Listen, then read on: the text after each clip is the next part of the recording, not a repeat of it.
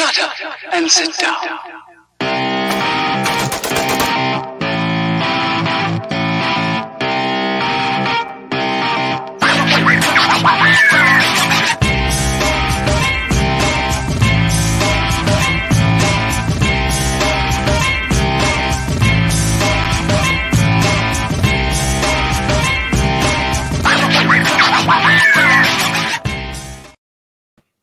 Hello, everybody. Welcome to the Fight for Liberty show. Today, we are joined by a very, very special guest. She's the Secretary of the Libertarian National Committee, Caryn Ann Harlos. Thank you so much for coming on the show. Hi, thank you for having me. I really enjoy doing these sorts of things. So I have been following you for quite some time. You were actually one of the first people on like social media and whatnot. You were one of the first people that I saw on social media after joining the LP that I was like, this is somebody whose brand is not boring and not not something that I saw in the other two parties. You know, I was somebody that came up in like very like clean cut, buttoned up politics. You know, I liked the Mitt Romney style Republicans that, you know, looked professional and knew what they were doing. And, you know, upstate New York has a lot of good Republicans like that, you know, family men. And I liked that in Gary Johnson when I came to the Libertarian Party. But what I loved about the Libertarian Party is that it wasn't all like that, and that we actually had something different, and that we had people that were actually advocating for what the Libertarian Party said. And I watched your interview with Dave Smith a week or two ago, and loved so many, almost everything you had to say on that. Oh, and I was you. like, I wanted to talk to you a little bit more and get more of that out and to the people watching, because I 100% agree with your take on the takeover. I 100% agree with your take on just like caucuses in general and how the infighting is just not what we need right now. Yeah. You know, that always gets me, because like infighting is bad. And then people say, oh, but when you bring up the infighting, you're infighting. No, you're not. No, you're not. It basically what people like that want to say, oh, just let people punch at you and never say anything. I won't ever do that, you know? Right. So yeah, I had people like just get all over me when I put up that post the other day that said the Mises Caucus derangement syndrome is at high gear. And then they're like, well, but you're feeding into that. No, recognizing that something exists is not feeding into it. In fact, that's making fun of it. So, right. You know, I love that post. A great weapon. That post was so true, because I got to see it firsthand.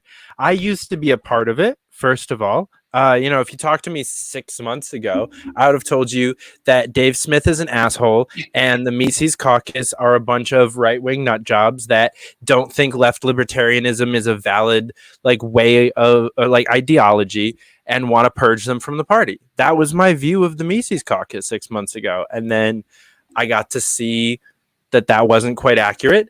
And then I got to see how the other people on the other side thought about me changing my mind.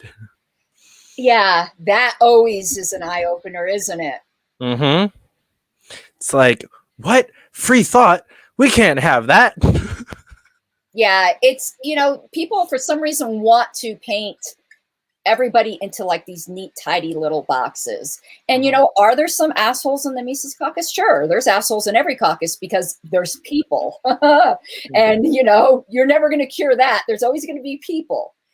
And to judge a whole group by the few stragglers. Listen, I was in the Radical Caucus when Jeff Wood was in the Radical Caucus.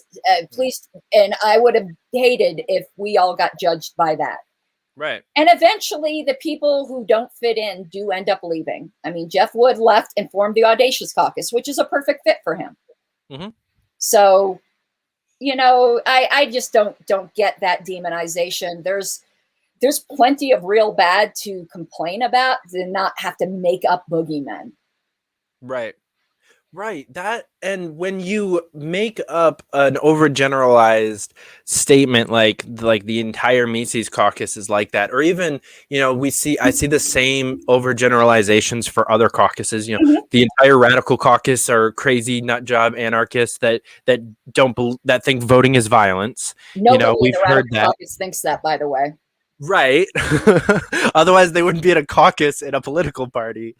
And I'm a enrolled whatever pragmatist. I am actually the one of the New York State coordinators for the Pragmatist Caucus, and I hear so many people tell me that because I'm in that caucus, it means that I'm soft on my ideology.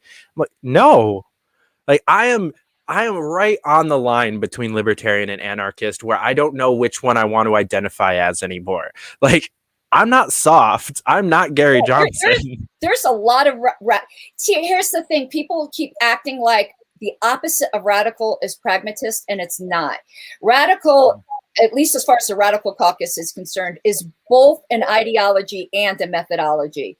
But people treat it like it's only an ideology, and then they treat pragmatism, which is sheerly a methodology and not an ideology, as if it's an ideology. And it's not. The opposite of radical is moderate. Not all pragmatists are moderates. There's plenty of anarchists in the pragmatist caucus. I would never broad brush that whole caucus. In fact, you'll laugh at this. I've wanted to join that group, not the caucus, because I don't join caucuses, but I like being in the groups for ever since it started, 3-4 years ago. And Andy Craig, I think it is, won't let me. I've been refused every time, and no one will give me a reason. And I've asked, and I've agreed to the rules. I said I'll sign it in blood. I don't join these groups to cause trouble. I want to inform them about things going on the LNC, and I'm not allowed in the group. So maybe you could talk to somebody about that. I really do not want to cause trouble. I will do that. And I don't know if it's Andy. I'm assuming it is, but I could be wrong, in which case I will apologize to Andy for assuming that. I will get to the bottom of that, because I am a little bit disheartened with some of the things that I've seen from my own caucus, but I'm also very pleased by some of the other things that I've seen, especially from caucus leadership. So in the phone call where I was onboarded to be their state coordinator, I had like an hour-long conversation or so with the executive director of the caucus, and towards the end, we were starting the onboarding process, and he started it off, and he was like, "Before we do any of this, I need you to promise me something. Like, we can't move forward unless you absolutely promise this." And I was like really taken aback. I'm like, okay, like, go ahead. I thought we had a great conversation. I thought we were already on the same page. Like, what else do you need from me?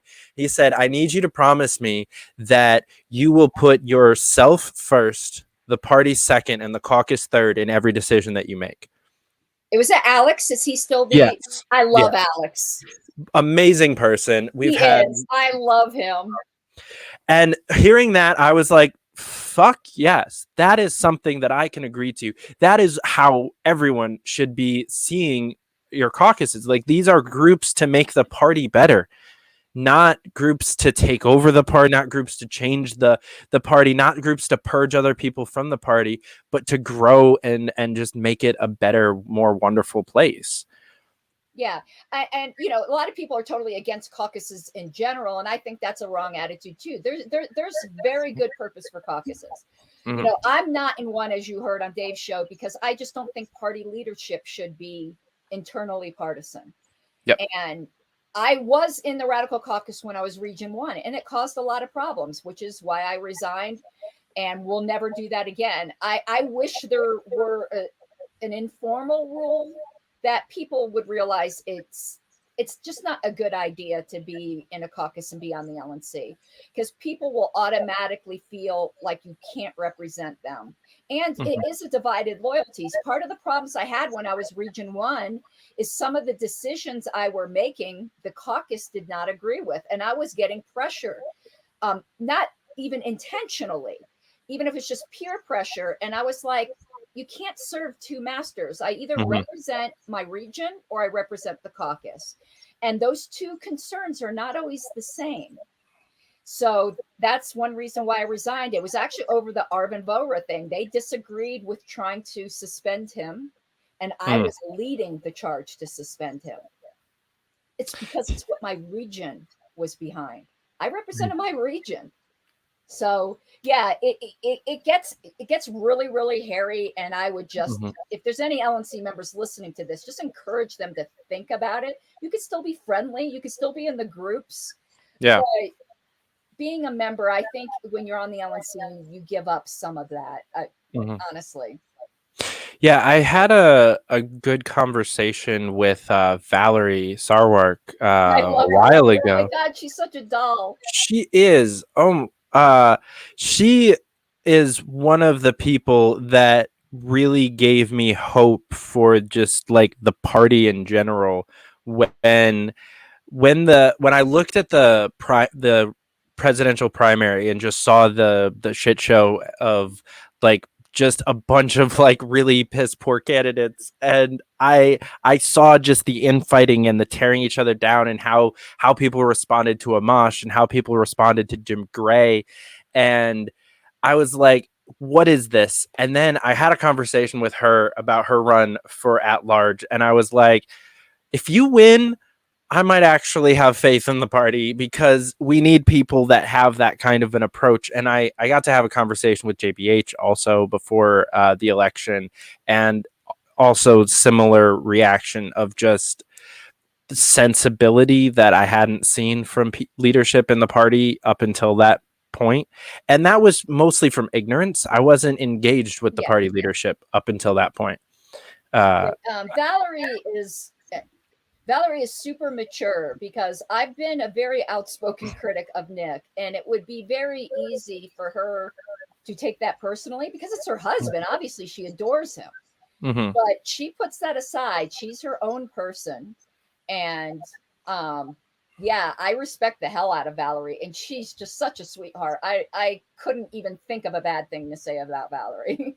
Yeah, she's one of the first people in leadership that I actually got to meet in person. Nick and Valerie invited me over for Thanksgiving dinner back in 2019, because I was up in New Hampshire working for Tulsi Gabbard's campaign, and I was just out there. I had nowhere else to go. I had no like family or friends up there. I would have probably just eaten like a fucking salad at the campaign house. And especially because the campaign was vegetarian, so like there was absolutely no chance I was getting a turkey that day. So Nick just messaged me on Facebook, and he was like, "Hey man, do you have anywhere to be on Thanksgiving?" I was like, actually no.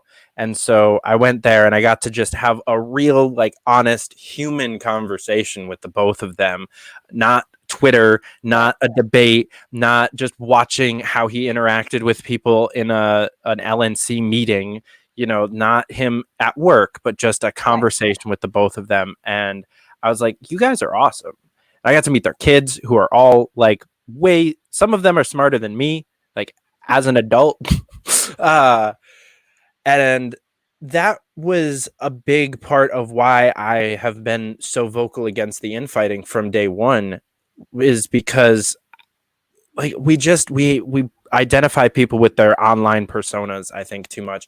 And like your problems with Nick are not that. You have legitimate like political issues where you two have butted heads in an official way, and that's something different. But like I have a lot of friends that hate Nick with a burning passion because of his Twitter account, and it's like that's not a fair way to assess someone. Yeah, I mean, I'm not a fan of his Twitter account, but it would have. Neither am I. Yeah. No, we have legitimate philosophical and other differences, but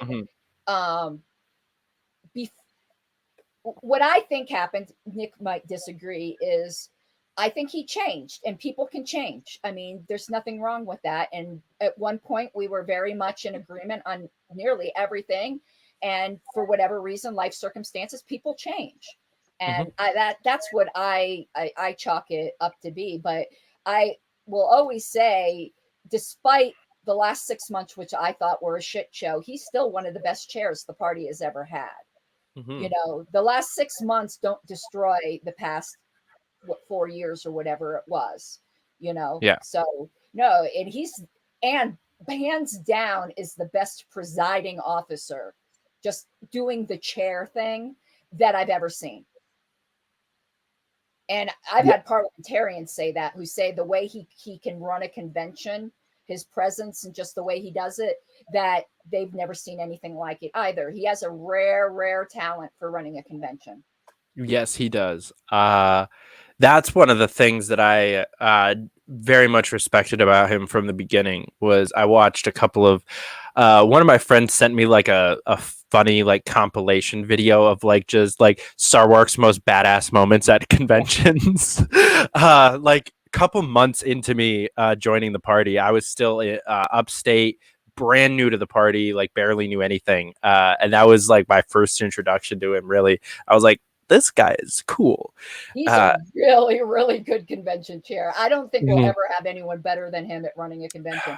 I've watched Yeah. videos of past conventions and good chairs, they just get eaten alive Mhm. because it's us. We're they're just waiting for a weakness.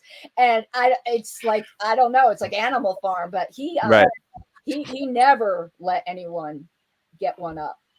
So yeah, no, excellent. Yeah. Yeah, I definitely I think we got to see from the in-person convention and Alex exactly what a fucking convention can do to someone. I love those like that side-by-side shot of like Alex day 1 and day 4. Oh my gosh. But yeah, I mean, you're trying to govern the ungovernable, right? We are a group of people. We are 1,000 people who have made it our lives' mission to be as ungovernable as possible. Like, why would you even want to try to be the chair of that? And I think we all have a bit of oppositional defiant disorder. So yeah, it makes it difficult. Yes, for sure. We all grew up hating authority and hating like being told to do anything. So of course we're not going to listen to anyone. I actually asked Joseph Bishop Henchman this like a week before the election. I had him on the show and I was like, why would you even want this job? Like, I understand being on the LNC, but why on earth would you want to be the guy that everything gets blamed on? Yeah, it's a masochistic job. Mm-hmm. There's always going to be a lot of people who hate you. No, it doesn't matter, you know. Yeah, you can't please anybody or everybody. Right. I like talking about I call it quarterback syndrome in politics because every team is make or break on the quarterback. Like, it does not matter if he had anything to do with any of the things that went wrong, he lost the game. It does not matter if he's a mediocre ass quarterback and his receivers have to like jump in all different directions to even catch the ball. He ends up with the MVP 9 times out of 10. And we do the same thing in politics where it's like somehow the COVID is Trump's fault. In what universe? Yeah, I mean, he mishandled a lot of things. He did. But I don't think anyone would have handled it right. It was so unique. Listen, I don't like Trump, but I don't criticize him too much for the COVID stuff. Yeah. That was so out there, you know. Mm-hmm. And I live in New York, so most of what I have to complain about with COVID was my governor, not Trump. And you're learning more and more each day. Oh, yes. Oh, my gosh. This has been politically, 2021 has been such a fun year. Like, right from the get-go. We kicked off on New Year's Day with this Liberty Unity thing, and that's been gaining steam. But alongside that, we had freaking Gadsden flags hanging at the Capitol building. We have we're recalling and possibly impeaching the 2 most powerful Democratic governors in the country, and hopefully going to oust the 3rd one next year, which is Gretchen Whitmer. Just beautiful things are happening in America this year. It gives me so much hope. Yeah, well, I wish we'd get rid of our terrible. We call him Pontius Polis. You're in Colorado, right? Yeah. Mm-hmm. He's awful. I was supposed to be moving there actually. Late 2020, I was there for like October, November, and half of December looking at property because I was It's gonna. expensive. Well, you're from New York, so it's expensive there too, but Mhm. it's ridiculously expensive in Colorado. Yeah. We want to move to Wyoming, or excuse me, man, let me get some soda. But my husband's a realtor, and he's built up a 30-year book of business. It's not so easy Mm. for him to move. Yeah, that's rough. My job is moving constantly, so I it, can work anywhere, so yeah, yeah. it's. But he's built up a lot here, but it's Mhm. it's ridiculously expensive, and we're turning into California. Yeah. So where I was staying out like on the western slopes, like in the middle Okay, of that's totally bumfuck nowhere. So yeah, it was that's at least different. yeah. What I was in town? the wilderness. What town were you in? I was in Hotchkiss. So we I were don't about even know where that is. it's about almost exactly an hour south of Grand Junction. Almost like directly south. Oh, okay. Okay, so you were down. You were okay. Gotcha. Mhm. Yep. Delta County, I believe. Yeah, just it was like a 15-minute drive to the nearest store, which was a Dollar General. Okay. Well, see, Um, I really like the country. I want to move to the mountains mhm. actually, but you know, I would love it. jobs. Right. Yeah, my biggest problem is I can't really put down roots because although I could work anywhere, it's more that I work could work anywhere or Right. everywhere, and I'm always because I do a lot of like ground work and field work for campaigns, so I'm in different states knocking doors or coordinating volunteers, and so the idea of like putting down roots to where I could actually like buy a house or like maybe run for office sometime or like establish relationships isn't really a thing right now. But Yeah. Unless you get a tiny house somewhere that's your home base, so it's not terribly Mhm. expensive. There's a lot of that going on in Colorado. Yes, But that is yeah, full size definitely. house, a full-fledged one, that's not practical. Mm-mm. Yeah, I would definitely love. One of my good friends has like about 5.5 acres of farmland. Where I was staying in Colorado, I would love to just like buy just like a tiny little chunk of that, throw a camper on it or something, and just like call it home base. Yeah. Especially because I could probably talk him down to a pretty reasonable price on that. So you said you're thinking about Wyoming, though. Mhm. Is that the top of the list for Yeah. where you? Yeah. No state income tax. They're pretty free.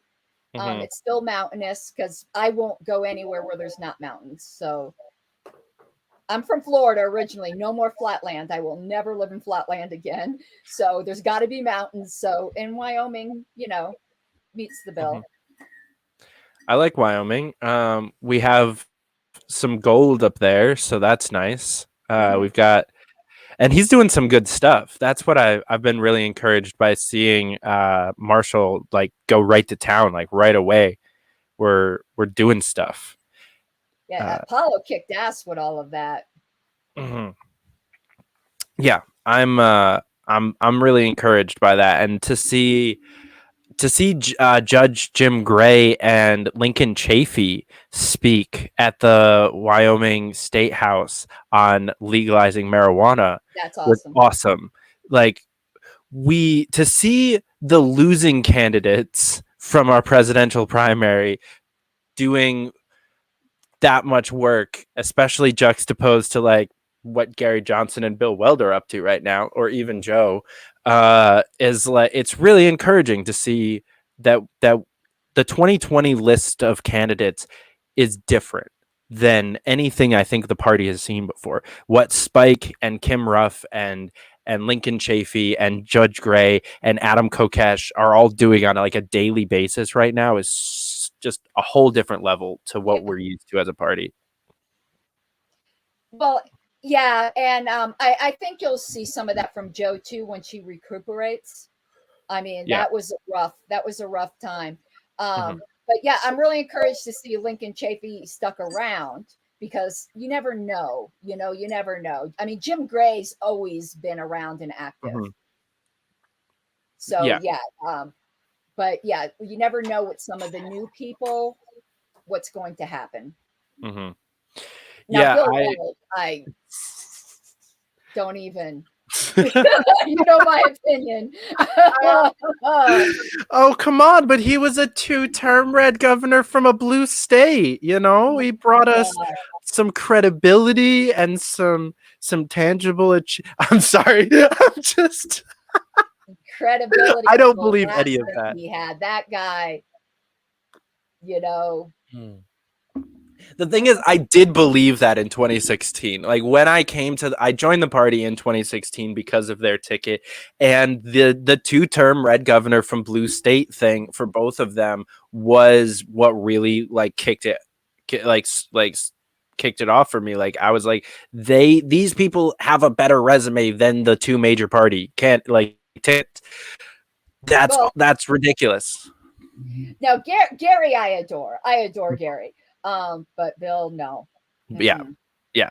Now that I know like what he actually was and who and now he's shown his true colors. I tell people the moment that I gave up or like really believed that the election was over was when Bill Weld told me.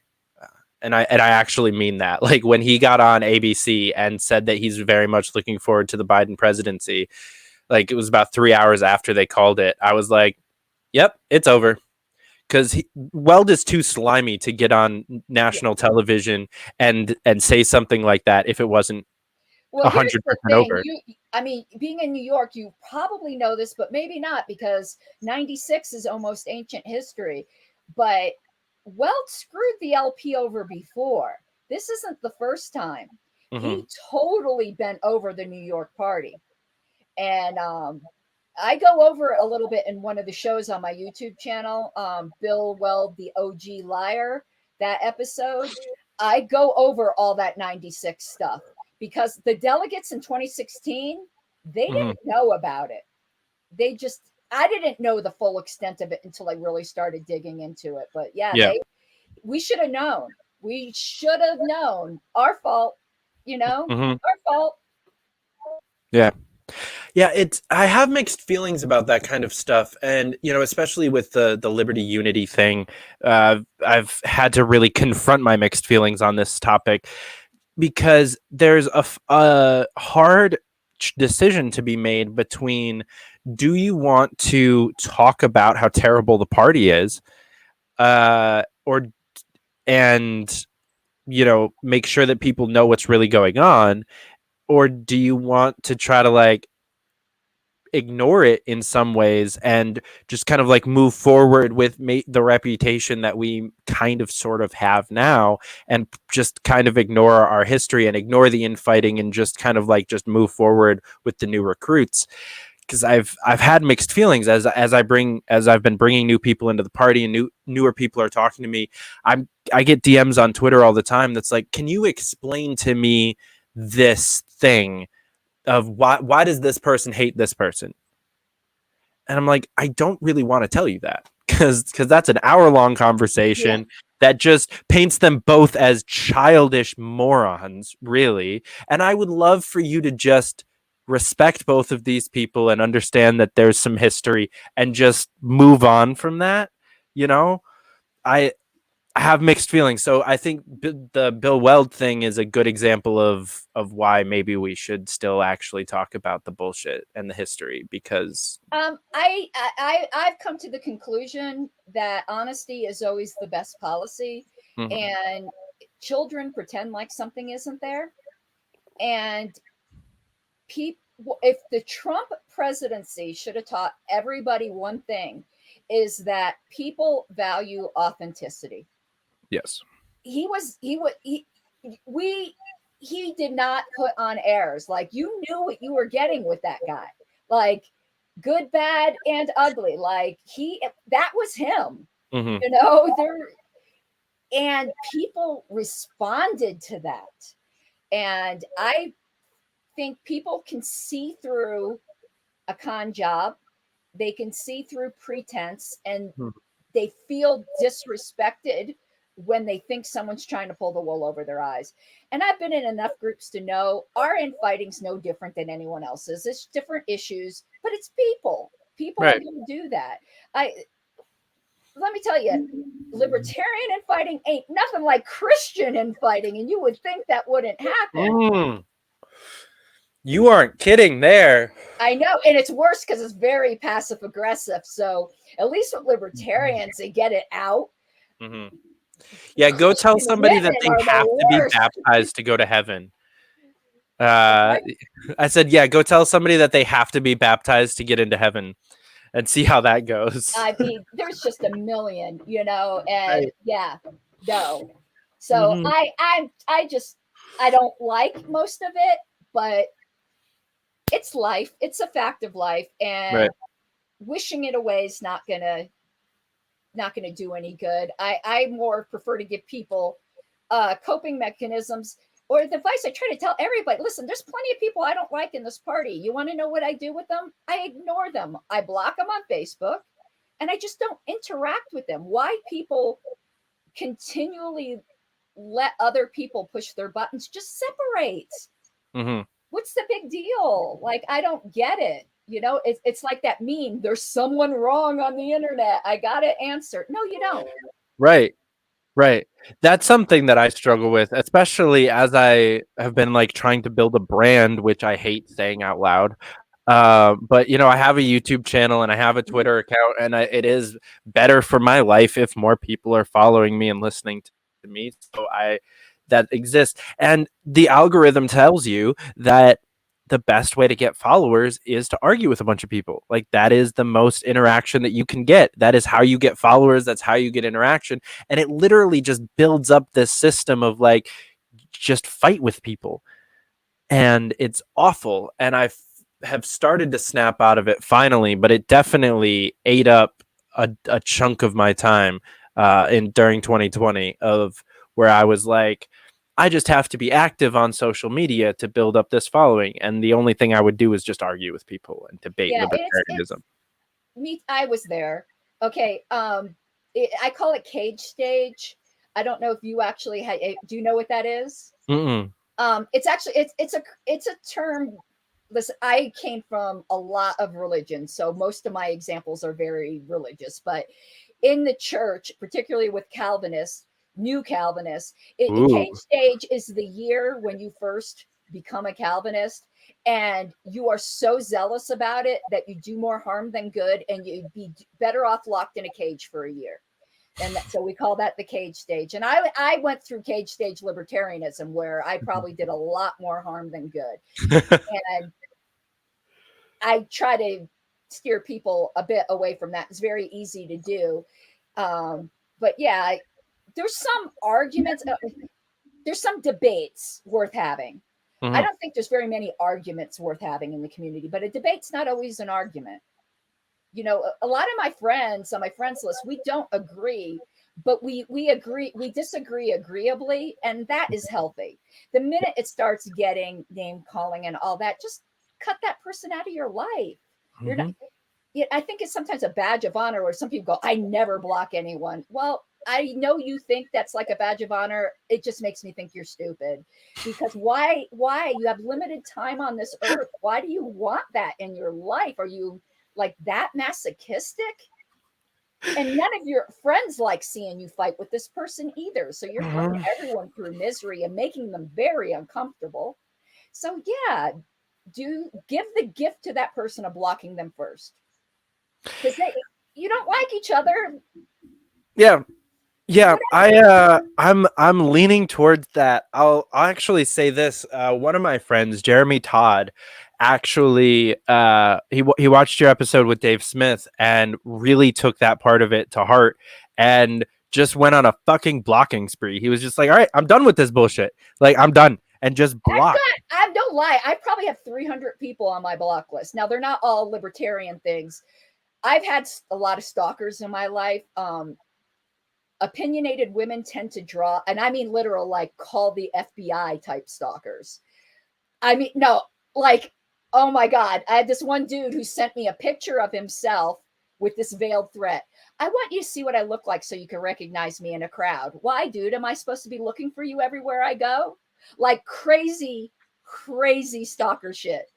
I worked in a law office and this dude was calling me at work to harass me. That takes some jewels, you know? Yeah, it was embarrassing. I had to give his picture to the front desk. No male callers ever got put through to me. It was bad. So yeah, I've got a long block list. That's why I said Christian craziness is worse than libertarian, because this was some weird thing. So yeah, I don't have a problem with it, but here's my rule with blocking. Block, but if those people come to you and want to resolve the differences, always be open to that. Like, always have a path to reconciliation. I've had plenty of people I've blocked who've emailed me and said, you know, I was a jerk back then. Will you unblock me and give me another chance? And and once that person got like really creepy, like stalker, I always do that, you know? And one guy that used to be my bitterest enemy, had nothing to do with libertarianism, is now one of my best friends. You know, we were both jerks back then. We both just, you know, he wrote me and apologized. And I said, well, you know, I wasn't so great either. And now we're really good friends. And now we're both libertarians, which is funny because we weren't back then. Oh, that is funny. You always have to be open to reconcile with that person. The block should never be a forever closed door. That's the only thing I have to say with that. Because some people write people off forever. And that's not healthy either, because again, people do change.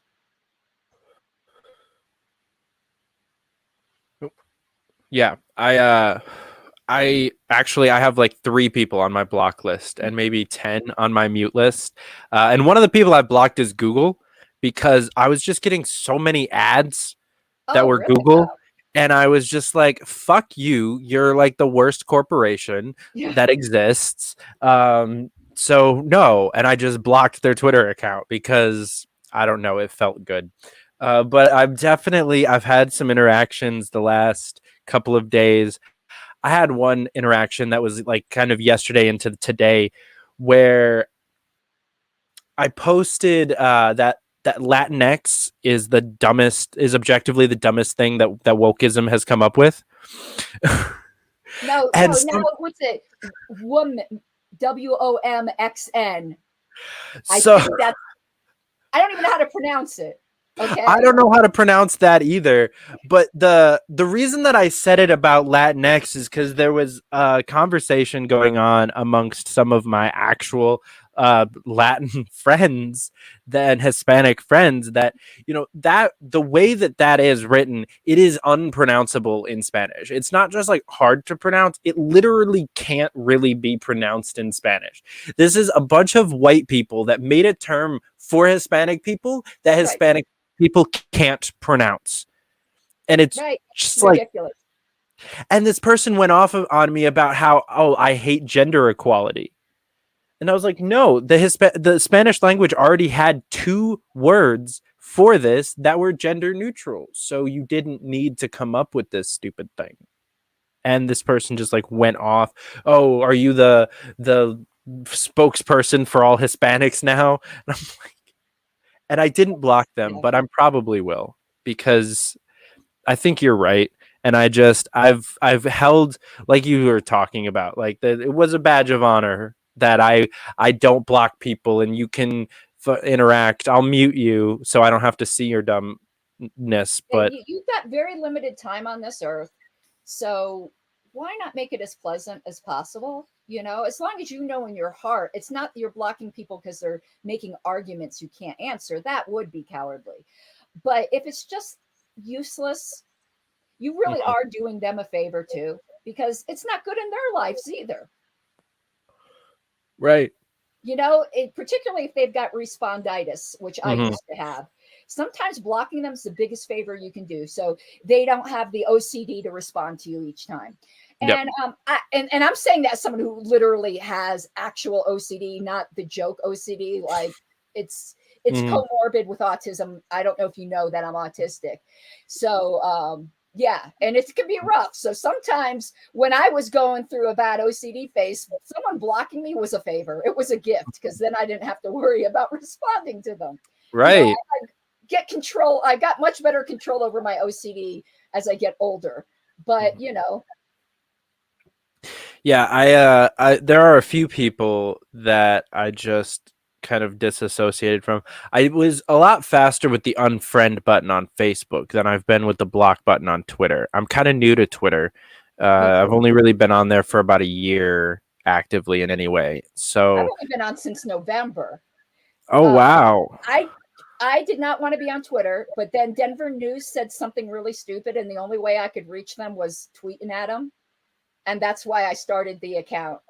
nice. They were giving voter statistics in Colorado, and they had Republican, Democrat, and nonpartisan.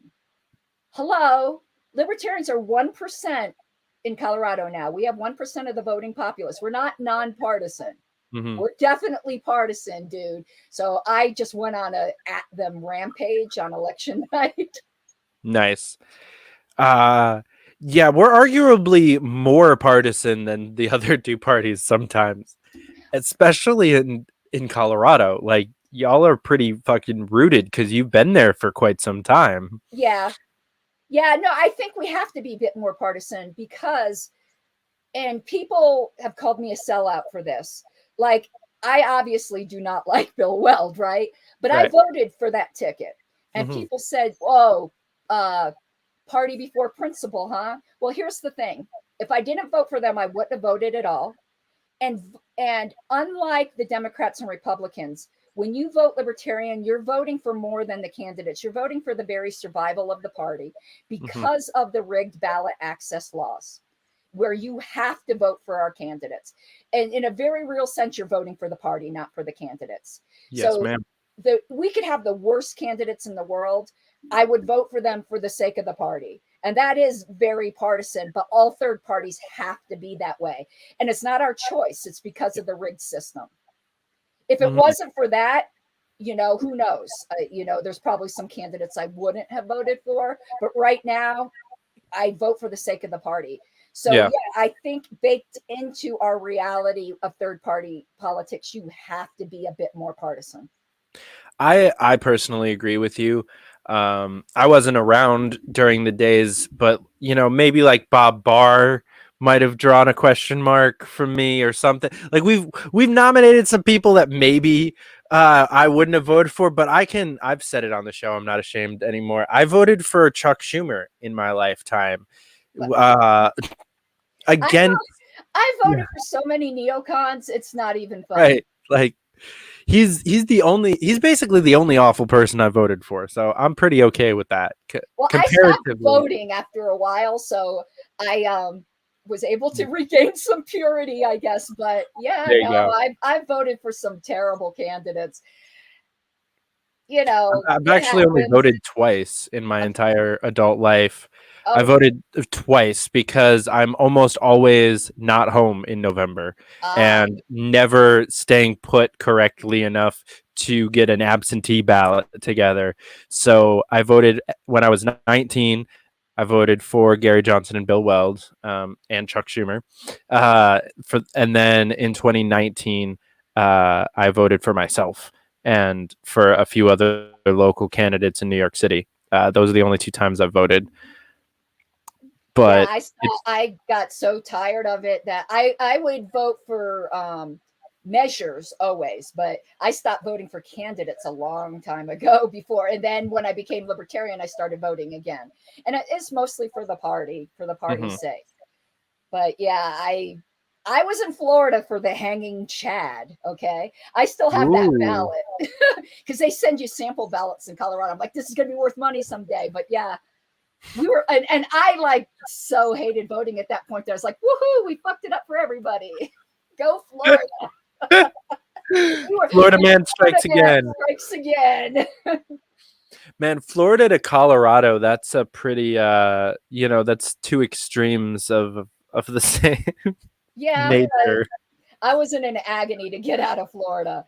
I don't blame you. Now I don't want to admit it, It's only recently I've been able to admit it that I am a bit homesick. Like you end up, you will eventually. I was there my whole life, but I love Colorado as well. But yeah, there's a piece of me that will always be Floridian.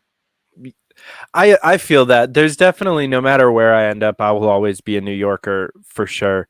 And now Florida's doing some liberty shit, and we have awesome people like Martha Bueno down there doing just some really cool stuff. They're Florida's giving always been, and here's the reason. Have you ever lived in Florida? Mm-mm. Okay, I lived in South I have family Florida. down there, but I've never lived there. The reason, at least in South Florida, there is a lot of liberty stuff is because of the Cuban influence. Because the Cubans are very, I mean, they came from Fidel Castro, and they're the ones who made it here, for one thing, they got here like smuggled and on rafts and boats and crap like that. So, and they're, as a culture, some of the most hardworking people who value family and business. Like, I can't even describe it. It's just a certain culture down there that's very independent minded. Like, I worked in insurance defense, where we'd have to take a lot of, they weren't depositions, but they were like depositions, where you'd have to find out how people afforded these things that got stolen, because you wanted to make sure they really had it. And every single time you interviewed a Cuban family and you wanted them to produce checks or some kind of receipts, they pay for everything in cash, and they don't use banks. Like, it's like, where did you get that $10,000? They go, under the mattress. And it's just the culture there. They don't trust the government. They trust in themselves and family. They don't turn to the government for help. Family helps family. I mean, it's a tight knit community, and that, I think, is the rebellious spirit in Florida, honestly. And even like, well, it's all the immigrant population there. They work their tails off. Yeah. Like, I do not understand the anti-Mexican immigrant attitude. The Mexican people in Florida, oh my God, you've never seen people work so hard. And then the Haitians that came there came the same way as the Cubans on rafts, but they're discriminated against. Cubans, when they hit the beach, they're safe. Haitians, they hit the beach and you're found, they send you back. It's totally unjust, the difference between the way Cubans are treated and Haitians are treated. But when they do make it and don't get caught, again, they're so grateful to be here. I never understood anti-immigrant attitudes, because I grew up around a lot of undocumented, people. And why don't we want these people as citizens? Oh my goodness, they're not lazy and they want to be here. It's crazy to me.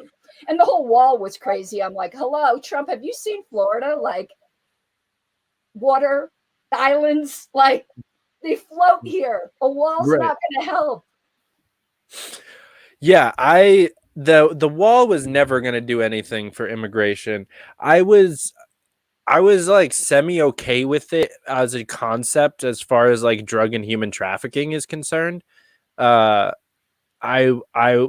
would have heard out an argument that if that was what they were saying it was for, I would have been like, okay, that's a problem that it actually could have an effect on.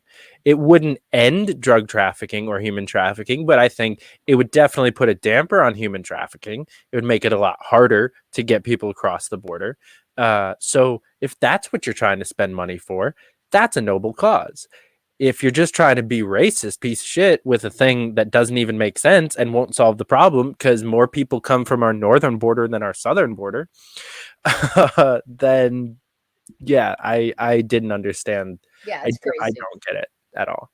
And I also would have an argument against it being effective against human trafficking as well. But like I said, like I don't think it's a good plan, but I would have been more open to them had they been talking that, it would be more effective against that than immigration. It would make it more dangerous too. And the people trafficked would be more scared to seek help. See, that's the really sad thing about really strict immigration policies is those people, when they're brought over, are terrified to tell anyone, and they could be so more easily abused because they have nowhere to turn to for help. Meanwhile, the best way to end human trafficking is to have much more open borders where these people have a clear path to citizenship, and then they'll feel comfortable going to the police and turning in the traffickers. So it might seem counterintuitive, but that's the best way to stop human trafficking. And the best way to stop the drug issue is just legalize drugs, and then they'll be growing it here. And I mean, that is the answer. What we've done now is made drugs not only illegal, but way more dangerous. Most of our crime problems is because drugs are illegal. And it's not like you're going to stop people from using drugs. They get drugs in jail. If you can't keep drugs out of jail. Right. I remember I got arrested in New York City, and I was like awaiting arraignment in just like, you know, the big holding cells that they have that's like underneath the courthouse. I smoked a joint in that. I have smoked a joint like underneath the judge that was about to arraign me. Like, he was up here, I was in a holding cell underneath him smoking weed. If you can't stop that from happening, like, I don't trust you on gun control, and I don't understand why you are even attempting like drug to try. The war on drugs just doesn't make sense. It's totally dumb. And I have personal experience, not in dealing drugs, but my dad was a drug dealer. My dad never worked a legitimate quote unquote job in his life. He was a bookie. He had some girls that worked for him, if you get my drift. And he dealt drugs. So I've been around that my whole life, and I know how easy all that stuff is. That's just what my dad chose to do, you know, and it is what it is. He went to jail for it, so he paid the price. Yeah, I mean, I haven't gone into those other careers, but I have sold drugs in my lifetime, and honestly, the illegality of it makes it so much easier to get into that lifestyle as well, because you're providing a service to your friends if you sell drugs. That's how most people like get into it, you know. Yeah, I'm just trying to save money. I got into a huge fight because one of my siblings, what he mostly sold was cocaine. So one of my siblings wanted some, and he sold it to them and said, I know what I'm selling them. I don't want them to go out in the streets and buy something that's going to kill them.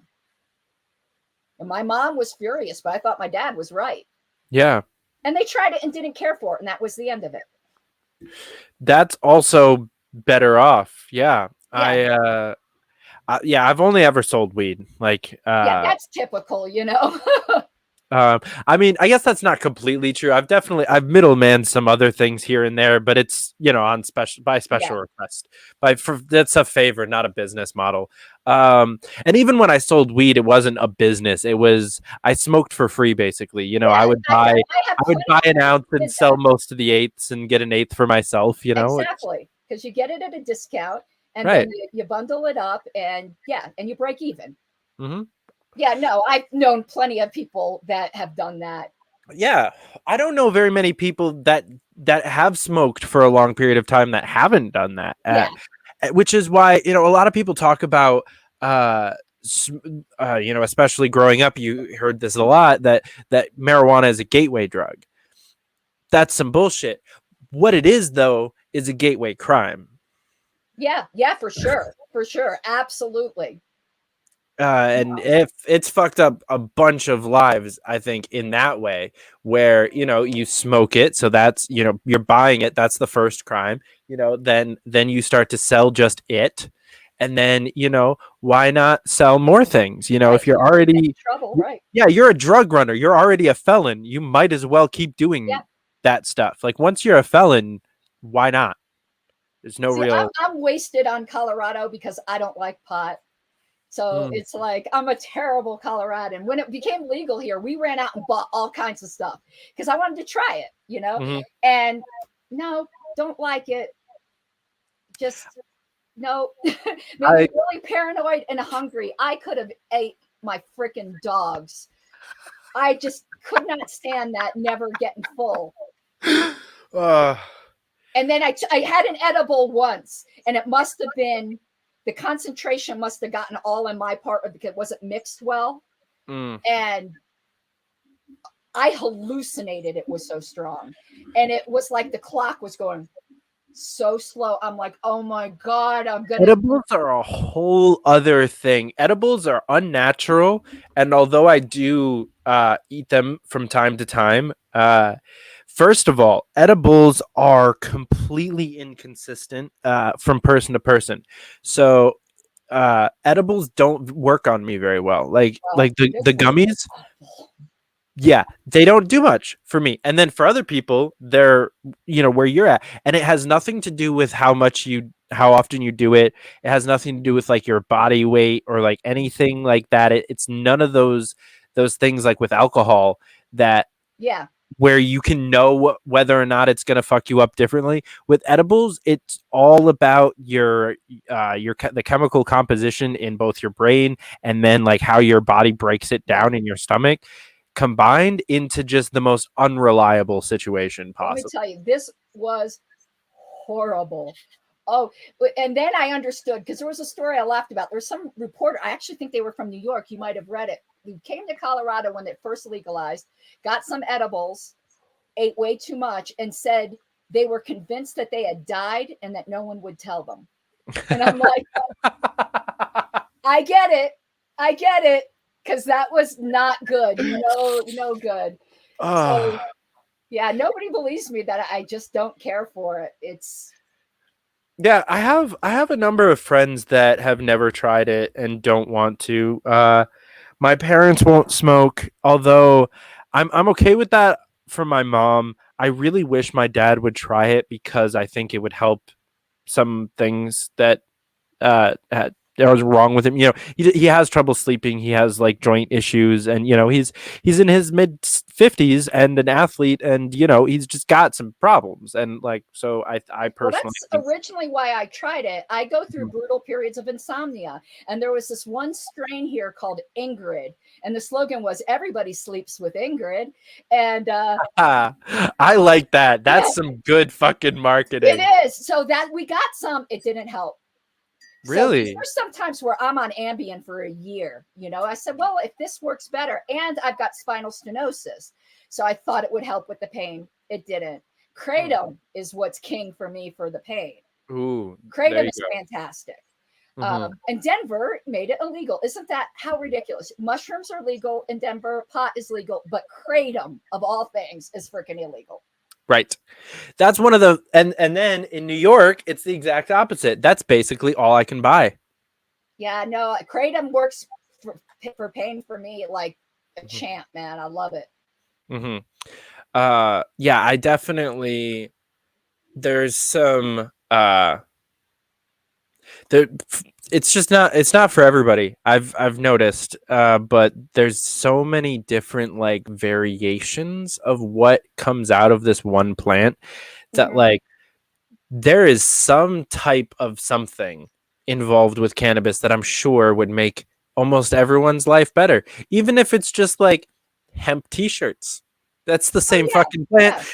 Like this one plant is so amazing, and we made it illegal. And I honestly, I used to think that it was like some form of racism or like, bad like government planning. At this point, I have started to think that it might have been intentional because they knew how great this plant was and what it could do for people and for society and how many problems it solved. And they were like, no, we can't let it fix these problems because we need these problems to exist. Otherwise, there's no reason for government. Well, originally when it was banned, early 20th century, it was pretty racist because the communities that were using it were the people that were going to the jazz bars and the blues bars, which were mostly African American. And that's how it got demonized. If it was the rich white people who were all into it, it wouldn't have been made illegal. That is true. But I've gone down that train of thought a couple of times, especially on a religious standpoint as well, because all of the Christians that I grew up around demonized it as well, and it's like, is that because when you get high and you really think about it, you kind of like start to question things, It could be. and you don't want to question things? Yeah, who knows? Yeah, I definitely there's some interesting choices of what to demonize and what not to. The fact that like cigarettes are cool and alcohol is cool, but like weed and mushrooms are awful. Yeah, we just need to legalize. There's some great old pamphlets from the LP. And when I first saw these, I was like, oh my God, just changing that term rather than going around saying legalize all drugs. This pamphlet said re-legalize all drugs, because most people don't realize that everything was legal in this country up until what, 19 teens, 20s. Yeah. You could go buy freaking Somewhere. opium at the drugstore. Laudanum was like, you know? Right. So yeah, I love There was that. Coke in Coke. What? I said there was Yeah. Coke in Yeah, Coke. true. You know, like So adding yeah. re before legalized makes people think. They're like, what? What do you mean? They don't even know that. Mhm. And because they think today everyone would just be a bunch of drug fiends. Well, I hate to tell you, but the founding fathers probably did a little themselves, because that was just the medicine of the day. Oh yeah. There are so many quotes about from like Jefferson and Washington. Even Adams talks about how much he loved smoking weed. Like Yeah. they all smoked. Jefferson had a weed farm like that. That was one of the things they grew on his plantation was hemp. Like, Yeah, it's just so, it's ridiculous. It's just ridiculous. yeah. Eventually, I'm hopeful by the amount of headway that we have made in that in this country. At least, we've flipped a lot of states on cannabis, and the psychedelics conversation is spreading even It is. faster. And That's you been want to hear something amazing? yes. I'm pretty open about all of my issues, as you could already tell already. I think you probably know my whole medical history by now. But a lot of the difficulties I have, again, are comorbid with autism. But I have major depressive disorder. I go to ketamine therapy for that at a doctor's office, and it is phenomenal. You go once every 6 months, and it like resets your brain. Yeah. I have not had any like official clinical experience with that particular substance, but I've had some quote unquote recreational experience. But I consider it more of a spiritual experience. Well, I can see that, yeah. Mhm. But with the depression one, I mean, it's in a doctor's office. They give it to you by IV. It's like completely. They know exactly what they're given. There's a nurse in the room at the whole time in case you start freaking out or something. But no, it's worked wonders for me. And there's people, I learned about it from Avens O'Brien on Facebook. She heard that I was having depression issues, and she had a friend who was ready to kill themselves and was just done. They were like ready to do it right then. And they agreed to try that one last thing. And it immediately took that away. Like it is, you leave there and you're different. It's absolutely amazing. Anyone who's listening to this has depression problems, it's worth a try, particularly if it's very resistant to typical SSRIs or whatever. Yes. It definitely is worth a try.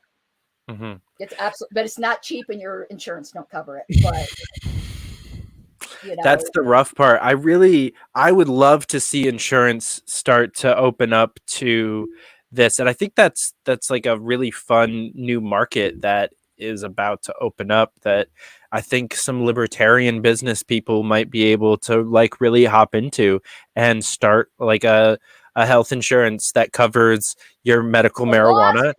It's so hard to open health insurance. I know. I mean, that Christian program of MediShare got shut down. Like the government doesn't, everyone's like, oh, we need them to provide our health care. No, we need them to get out of the way. Mm-hmm. It's so, you can't buy insurance across state lines. It's like absolutely ridiculous. It's crazy, Craig. Yeah, I used to sell health insurance, and the amount of like regulations and hoops and bullshit just floored me when I first got involved in it. I really did not know what a mess the government had made.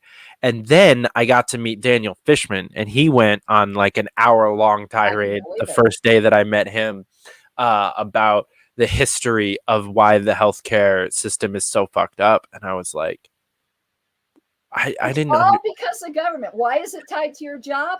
Because of government putting on wage freezes. Was it World War II or World War I? I think World War II. So employers, in order to be able to attract better employees, had to offer benefits, and it was health insurance. And ever since then, now everyone expects it with their job, which makes it even more ridiculous. It's crazy. Absolutely insane. It's all the government's fault. Yep. From the get-go. And that's why people have criticized libertarianism a lot. And there are plenty of critiques to be made of libertarianism. Right. A lot of us do suffer from utopianism. I'll give that critique of a lot of my friends in the party, including myself. I am a utopian. I think that we can actually get to a place where there is almost no government or no government and where we are all just like living in an awesome society that's great. And, we have flying cars and see, I think statism is way more utopian than even the most utopian libertarian. I agree. So, but I have a question for you now, because you okay. Me. Because I have a feeling we might have been in similar places. I'm only 2 years ahead. When did you become a libertarian? In 2016? Yep, 2016. Okay, I'm only 2 years more in it than you. Most people don't realize that, but I haven't been in that long. So you said like you're right on the line between like tiny state and no state. What's your hang up? No pressure if you don't want to go there. What? No, basically timeline. I think that to have anarchy in America right now, you would have to go through an authoritarian means to get to that end.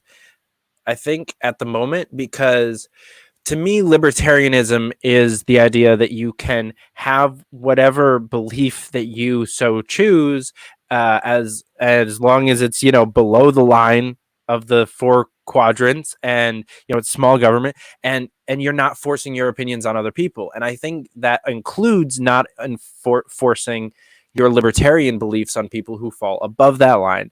Correct. And so to force people into anarchy would, I think, be very unlibertarian. And I don't think America's ready for anarchy. So I'm okay with selling them what they're ready for right now, which I think is like Justin Amash brand libertarianism. Yeah, I meant more philosophically, not practically. Yeah, I think on a philosophical level, I am definitely I think the best case scenario is no government. I have made that switch fundamentally at this point, that I think if you just gave me a map or something and said, make the world however you want it to be, it would end up with an almost no government structure. I was just curious. I know. I think I agree with you at the case right now. I just meant philosophically. I mean, like the example Stefan Kinsella uses, which I really liked. He's like, philosophically, I want there to be no murder. Realistically, there probably is still going to be some murders, but let's get as few as possible. So he doesn't believe being an anarchist requires a belief that it's possible. Just like being opposed to murder doesn't require a belief that you're ever going to get rid of every single murder. It's more of a moral position, an ideal. I like that. And if you get to it, great. But he says he doesn't think it's possible. That doesn't stop him from So he has an article that you might be interested in. It's the one that actually pushed me over the edge because I kind of had the same thoughts. It's called something like this. You'd be able to find it if you look up his name. The moral irrelevance of the impossibility of anarcho-libertarianism. Okay. And he really got into it, and I'm like, that makes a lot of sense. You know, and it's realistic, and it's aspirational.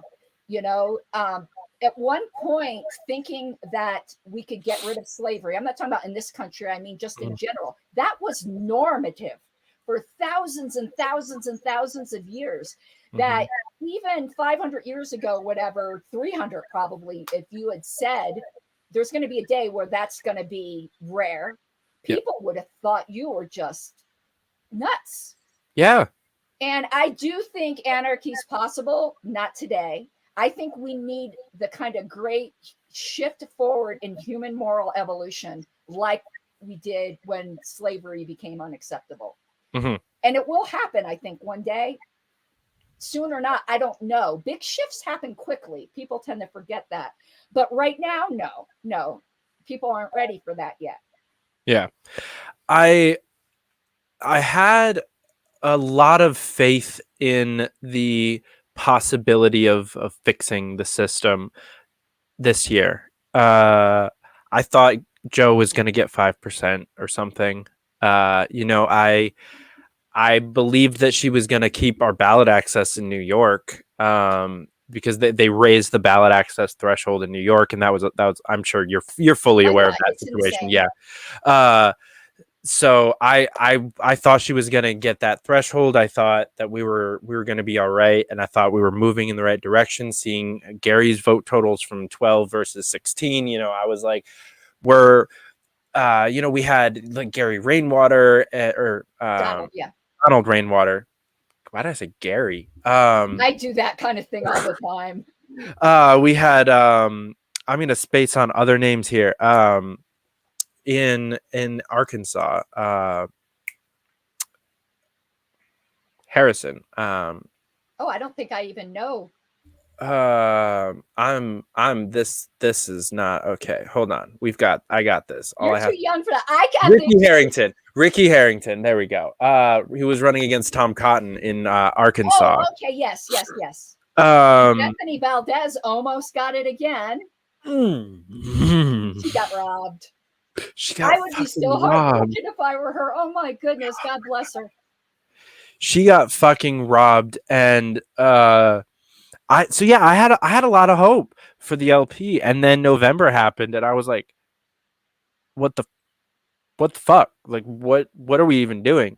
And it was a depressing couple of months. I'm not gonna lie. And then I got back involved with the party because I realized that I was just being a fucking hypocrite by not doing anything about it and just trying to get, like, you can't give up on this. I feel like this isn't a fight that you can quit.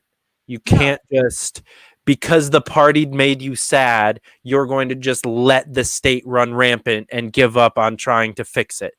I can't take that. There's going to be a window of opportunity that we have to be there when it opens, and we don't know when that's going to be. I had a lot of hopes it would be in 2016 because those were the two worst candidates ever. But no, it's going to be something else. And if you don't keep trying, you're not going to be there when the opportunity presents itself. Right. So that's what kind of keeps me going, because things cannot stay the way they are, and they have the potential to get a hell of a lot worse. So we have a vested interest in at least thwarting it somewhat, you know? And we are just as much of a social movement as we are a political movement. And all political change starts socially first. Politics is a lagging indicator of social change. So in that case, we do actually have quite a few victories. When you see the changed minds that then will spread the ideas. So I think we make a mistake a lot of times in the party, and we burn out activists by allowing or encouraging people allowing's the wrong word because you're going to do what you want, but I mean allowing it without being challenged. The idea that everything rests upon our candidates winning. You're going to burn out everybody with that, because the system's rigged. Until we get ballot access reform and I believe alternative voting methods, which is why I'm very involved with RCV Colorado now, we're not going to have a chance. So we need to see victories in other areas. And there are a lot of them, particularly on issues. There are a lot of victories. Yeah, it's funny you mention alternative voting, because that is something that I've gotten very involved in lately. And for a time, I was very ranked choice voting fan. We actually got it passed in New York City in 2019 on the ballot that I was on. So I was kind of like, oh, awesome. That felt kind of nice, especially because I was a big fan of ranked choice voting at the time. Now I've been shown that there are better alternative voting methods, and in some ways easier to implement and less confusing ones as well, like approval voting. And I've been talking to people from the Center for Election Science about that, and like 5-star voting, and like a couple of other methods of voting that it's up in the air right now which one I think is actually the best. I need to do a lot more research because I was like schooled on ranked choice. Approval voting's big here in Colorado because the approval voting party is here, and Frank Atwood he's a libertarian, but he's registered with approval voting, just to put that forward. And approval voting is, I could tell you all the pitfalls with approval voting. I know I'm familiar with star voting and the other systems. All things panned out, we could probably have a really nice debate on that. I do think RCV is the best. And I did a lot of research on it before throwing my hat in with RCV Colorado.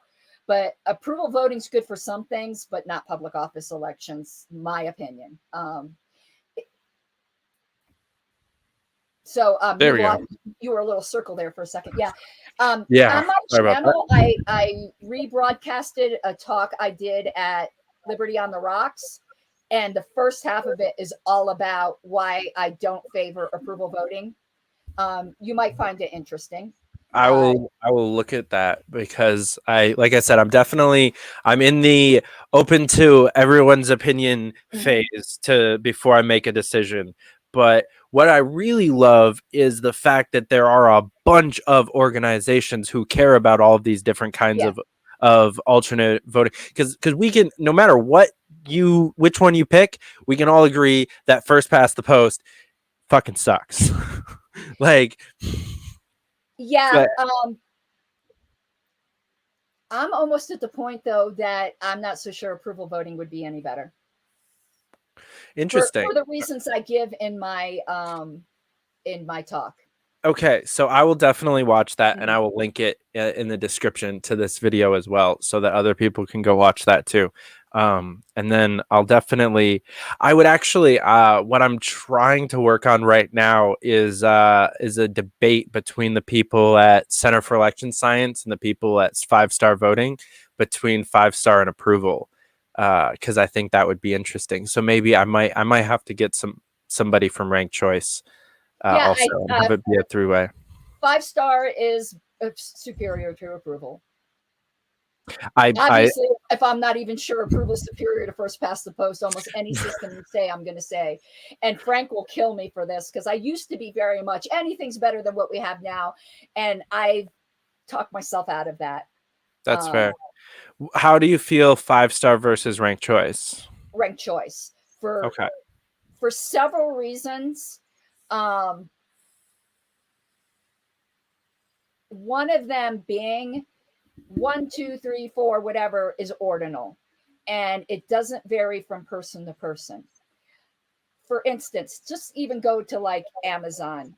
One person's 5-star could be another person's 3, because they don't give anybody 5 stars. That would mean you're Jesus. But first, second, third, fourth is consistent.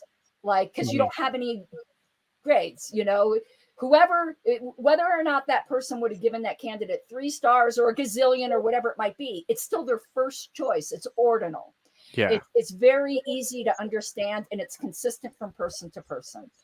Also, ranked choice can be done by hand.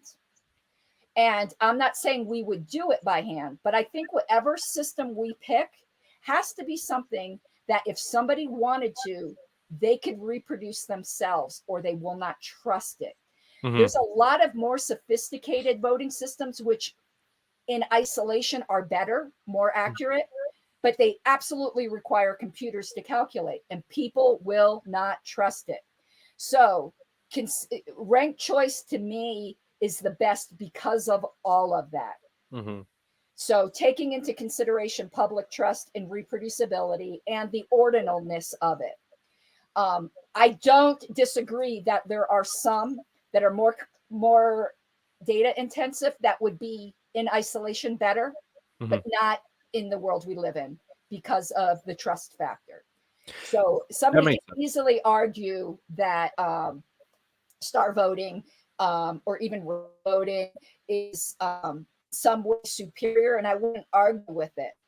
But it's the ordinalness and the understandability, reproducibility even more so, is why I came down on ranked choice. Okay. I mean, everyone says the Condorcet, Condorcet is like the absolute best, but you try to even freaking understand how that is calculated, you got to be a mathematician. People don't trust right now what we have. Can you imagine? They would say, yeah, it's the computer whizzes that have decided the election. But meanwhile, it's a pain in the ass. But as secretary, I know how to manually do ranked choice. It's piles. You can reproduce it and understand what happened. So why don't we have ranked choice voting in the party? We do at times. Ranked choice isn't good for everything. I think ranked choice is superior in single winner races. I haven't yet ruled anything out when it comes to multi-winner races, because I've been focusing mostly on single winner. To me, that's very, very clear. And a lot of our things in the party where we want to save time, or perhaps our multi-winner, like the at-large races, the judicial committee races. And those ranked choice gets a lot more difficult in multi-winner races. It's not as easy to understand either in multi-winner races. And on the LNC itself, ranked choice does not work that well with smaller groups. It ends up with really strange results sometimes. So just simple majority on small governing bodies is superior. That makes sense. What about how would you feel about just like the chair race, or possibly that's a single winner? Yeah, I would be totally in favor of it. And part of the problem, however, is we don't allow any kind of electronic tabulation in our bylaws. So even though you could audit ranked choice easily by hand, you don't want to be counting it by hand at the convention. Yeah, that's ridiculous. So that's why we don't have any more sophisticated voting methods, because our bylaws are antiquated and the delegates don't trust any other kind of system that's not just pen and paper. So until they get with the program, it ain't going to happen. Though I think we found, I don't want to say a way around it, because I don't like, me and my reverence for bylaws, so I never say a way around. But I think we found something that is faster, that's in compliance. And I know this is going to sound so old school, but sometimes old school's good, is Scantrons. It's a written ballot. You can sign it like our bylaws require. But you can run it through a machine. And actually, the protocol Ken Molman came up with is having 2 separate machines. You run the ballots through both of them. If the 2 machines agree, if they don't, you manually count that stack. So I think we're going to speed like things that. up next convention with something, even if it's Scantrons, because it's a nightmare. You saw what I had to go through. And and I know some people who aren't my biggest fan says it was me. No, it wasn't. Go look at 2016. Alicia Matson, who is a fantastic secretary, had the same problem. It's the system. Mm-hmm. Yeah. I watched the 2020 convention on and off. I actually wasn't a delegate. Oh, you weren't? So Oh, I was not. I was a registered and enrolled libertarian in the state of New York, but I was not chosen to be a delegate for multiple reasons. One of which being because the person that won our primary didn't know who I was, and nobody in his caucus of choice liked me at the time. Because Jacob Hornberger was the only person that qualified for the New York State oh. primary, and so won it and was able to choose about 2/3 of our delegates, and chose a whole bunch of. He chose Vermin Supreme staffers to be delegates. That's The kind of Hornberger campaign. That was one of the weirdest things that I think that happened. Is there was about a half a dozen like active like on Vermin Supreme's campaign that were chosen as delegates from New York by the Jacob Hornberger campaign, and I was like, all right, but I'm not going to be one of them apparently, because the Mises caucus hated me at the time. They thought I was some like left-wing extremist because I was working for Tulsi Gabbard. Well, Tulsi has some great points. I think Tulsi Gabbard is more libertarian than a fuck ton of presidential candidates that we've had. I wish she would get libertarian on economic issues, but when she dressed down Kamala Harris, she was my fucking hero. Yeah. Honestly, even on economic policy, she's more libertarian than any other Democrat. She is the only Democrat that I've heard talk as much as she does about free market capitalism. She is a huge proponent of the market will regulate itself. And, she's all about like social safety nets for people in dire situations, not some large government bloated program that's going to have a bunch of waste, or seize the means of production in something, or she's definitely not a rentist theft kind of person. Well, my So feelings on that. Yeah, I didn't make any oof. sense with my opposition to that, but Mm. oh well. I've had some fun conversations on that line over the last couple of years. When I ran for city council in New York City, most of my active support came from like self-proclaimed communists, because those were the people that I could talk to about what was actually going on. Yeah. I was going on like with the BLM groups and the No New Jails, Decrim NY is sex work decriminalization group, Extinction Rebellion, which is like an climate change activist group. They're like all of these like actual like will call themselves communists, think that capitalism is actually evil, and that rent is theft and wages theft and property is theft.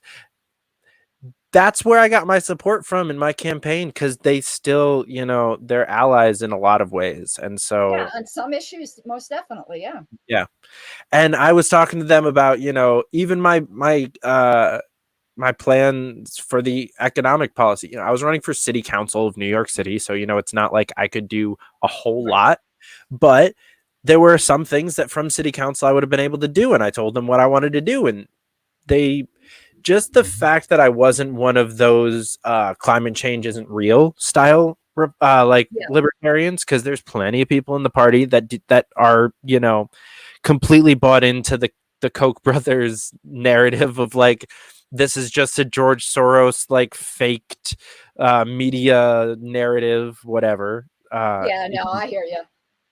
So just taking it seriously, I think, earns you a lot of points from leftists. And when we can burn it down together and then argue about free Yeah. market versus communism afterwards. Or you end up with panarchy where everyone gets what they want. Panarchy. I don't think I've ever heard that term, but Oh, it makes a lot of sense and I love it. Panarchy. I mean, if I wanted to be very, very technical, that would be the point of view that I have. Can And you then, like can you give like a quick like how do you define that for yourself? well, it actually, I think it falls under anarchy, because you had said something before where you said you couldn't force people into anarchy. You can't force people into anarchy, because anarchy gives everyone the freedom. If they want to have, with other willing people, somebody to rule over them, you have every right to do that. Mm-hmm. So panarchy just recognizes that people have different wants and desires, and some people do want some regulations or this or that, and they can freely choose that, where it actually is the unanimous consent of the governed. And as long as anyone can opt out and Mm-hmm. go someplace else, or however it is, it probably wouldn't even be geographically based. There's no reason for that either. Right. That if people want to be communists together, why? Who cares? Let them. So Right. panarchy just envisions that there would be a lot of different arrangements, and people would find where they're more comfortable. I'm not some warrior. I probably would voluntarily choose a little bit of, standardized policing or something like that. But it would be legitimately my choice. Mm-hmm. And if it started to suck, I could get out. The problem is where you force people into something that they're they don't agree with. And as long as the only requirement anarchy would have is that you can't force people to stay. Mm-hmm.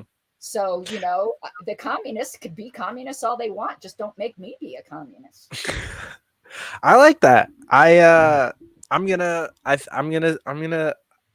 take that one because I think that definitely bridges the gap, in my opinion, between why I'm teetering between libertarian and anarchist in like definition, is because of that force model that a lot of anarchists You describe. can't. It's that's internally contradictory. Mhm. That's what's wrong with the feminist movement today. I know this is going to sound weird going from anarchy to feminism, but Mm, um, I like it. feminism used to be women could do whatever they wanted, like, Mhm. and it's fine. But now it's getting to the point where no, you have to have a career, and no, you can't choose to say you prefer a family arrangement in which the man is in charge. No, you have to. No, that's not what feminism was supposed to be.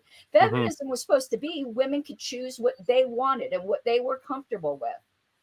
And to me, I view that a lot like panarchy. The housewife that lets the husband makes all the decisions, but that was her conscious choice. She wasn't Mhm. pressured into it. Is just as much a feminist as the CEO lady. Yeah, But as long modern as they're not feminism attacking each other. doesn't treat it that way. They're now really shaming women who don't have careers, and that's wrong. And I say Mhm. that as a career woman. I didn't have children. I never wanted them. That's not my thing. But I don't believe in shaming women that choose whatever kind of, if they want to be traditional wives, who cares? If Mhm. you really believe in the full equality of women, then you believe in them making their own choices, even if they are ones you wouldn't agree with. So I view that ideal a lot like I view anarchy. Anarchy just Mhm. means you get to choose. And if you band together with other people who choose the same thing, you're free. Yeah. Yeah, you bring up a really good piece of what I think is important that people miss sometimes with libertarianism, is that like traditionality is not antithetical to libertarianism, just like it's not antithetical to feminism in my Right. opinion. I It's not agree with you. inherently right. Right.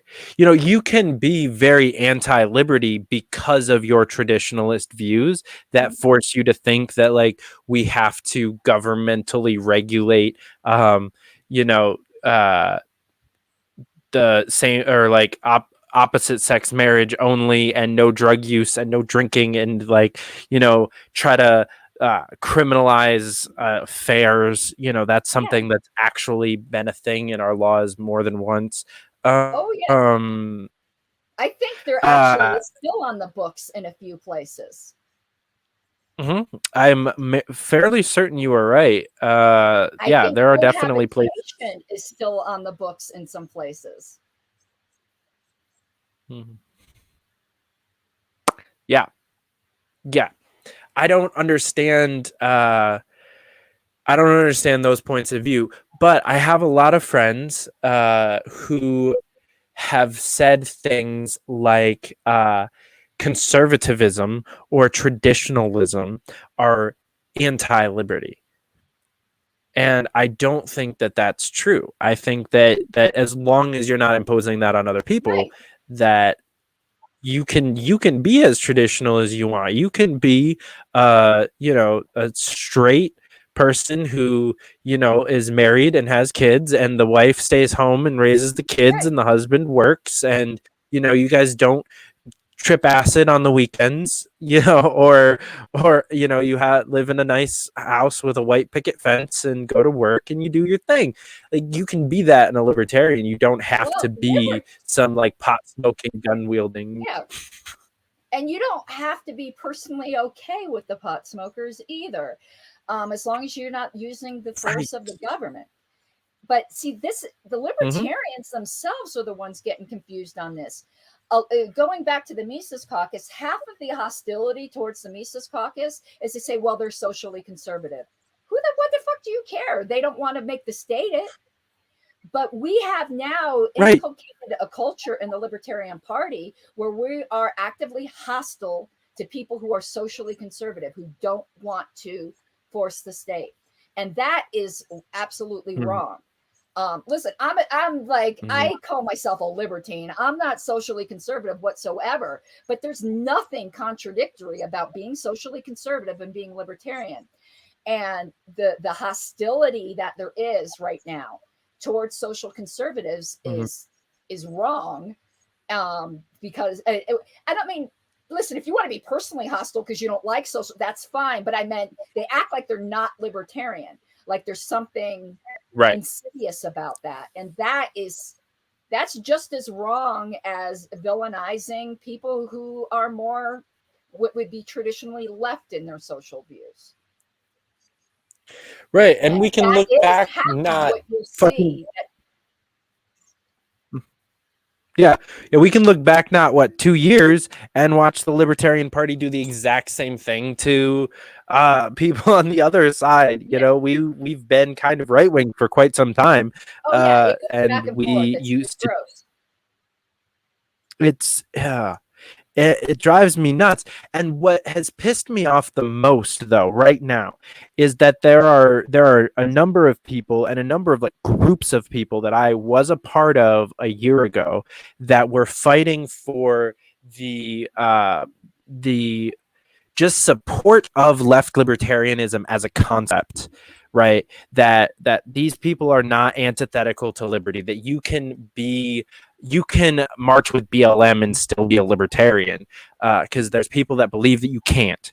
And so I'm a part of these groups that once this culture shift in the party happened randomly in 2020, they instantly went to being the exact same thing that we joined together to fight against. Like that, without any hesitation, and started demonizing every right-wing libertarian as somehow antithetical to liberty.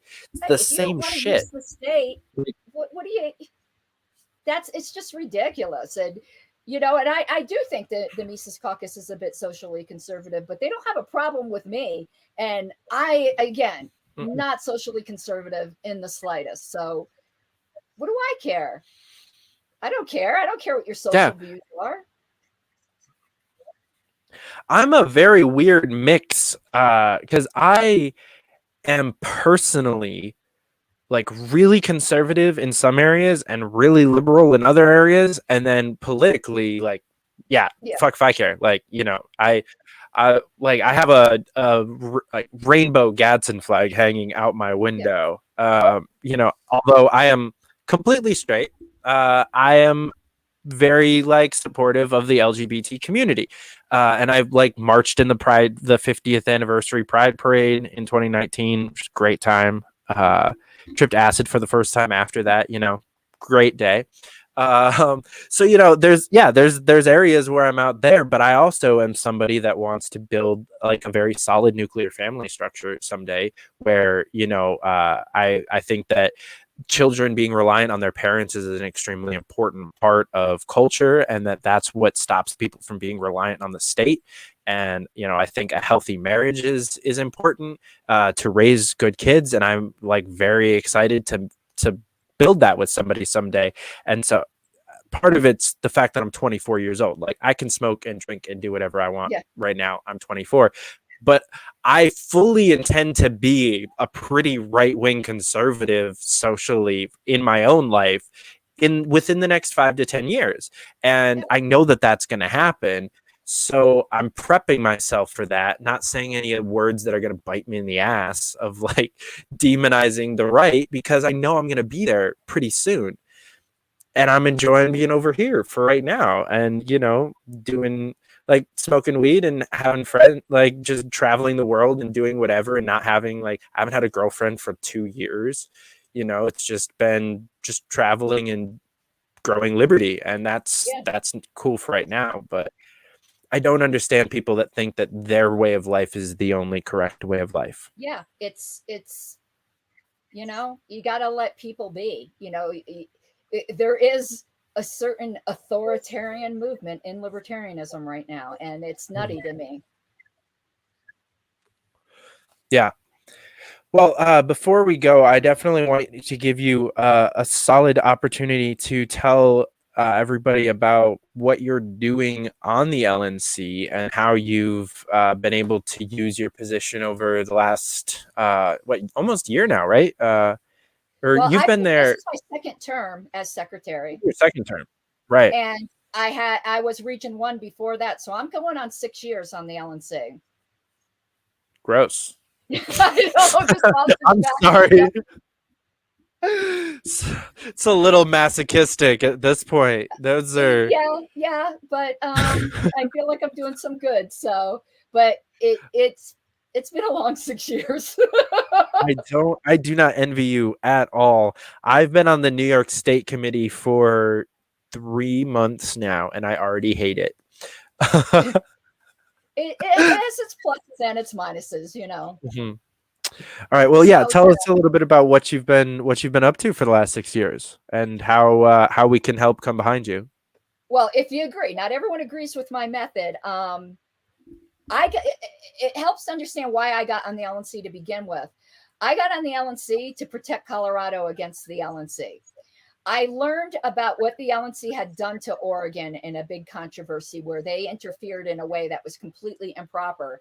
And I said, if they did that to Oregon, they can do that to Colorado. And I want to make sure that never happens to Colorado. So I literally got in the LNC to defend Colorado and became Region 1 representative, which means I had 9 states under me. So then my passion to protect Colorado extended to the other 8 states as well. Mm-hmm. And I think because I came on with that attitude of distrust that's never left me. I always tell everyone, do not watch us like hawks. Power corrupts. Don't just simply, when people say, oh, I just trust the LNC, I'm like, you're dumb. Don't do that. Or trust but verify, right? Right. You should never implicitly just trust leadership. That's where you get into trouble. Mm-hmm. So I've kind of been the curmudgeon, I guess you would say, on the LNC. I've never been the company person. And the minute I become the company person, I'll resign because I don't like that. I don't believe in keeping secrets. I don't believe in circle the wagons. I don't believe in you don't criticize the LNC. No, that's how everyone else does things. We need to be different. So yeah, I've kind of always been the outsider. Like one of the first motions I made, you'll laugh. Most people don't realize this. They think I just started being this way.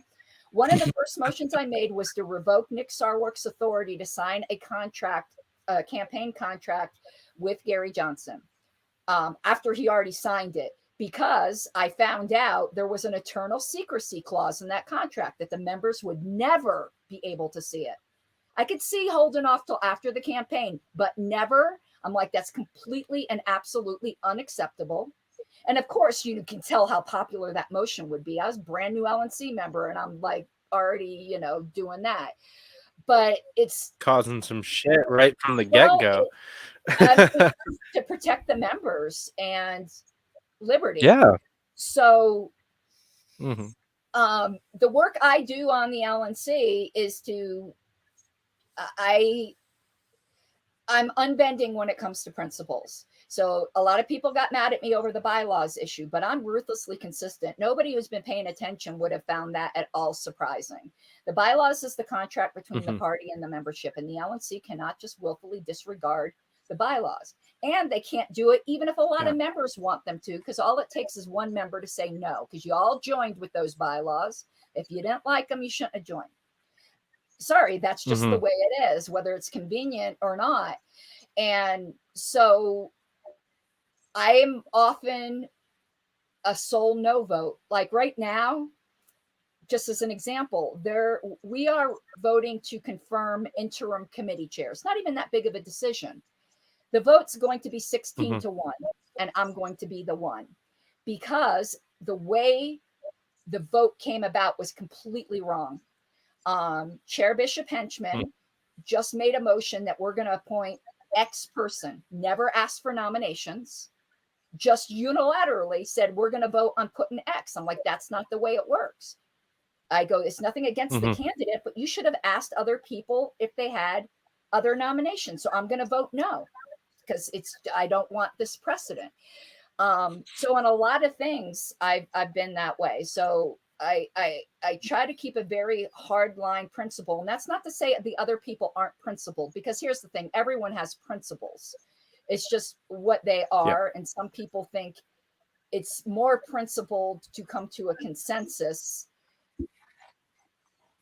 I'm not going to argue with that, but I've always kind of had the whistleblower. Sometimes expediency is a principle. Yeah, I don't have that. I can understand. Right. And a lot of people I think both are necessary.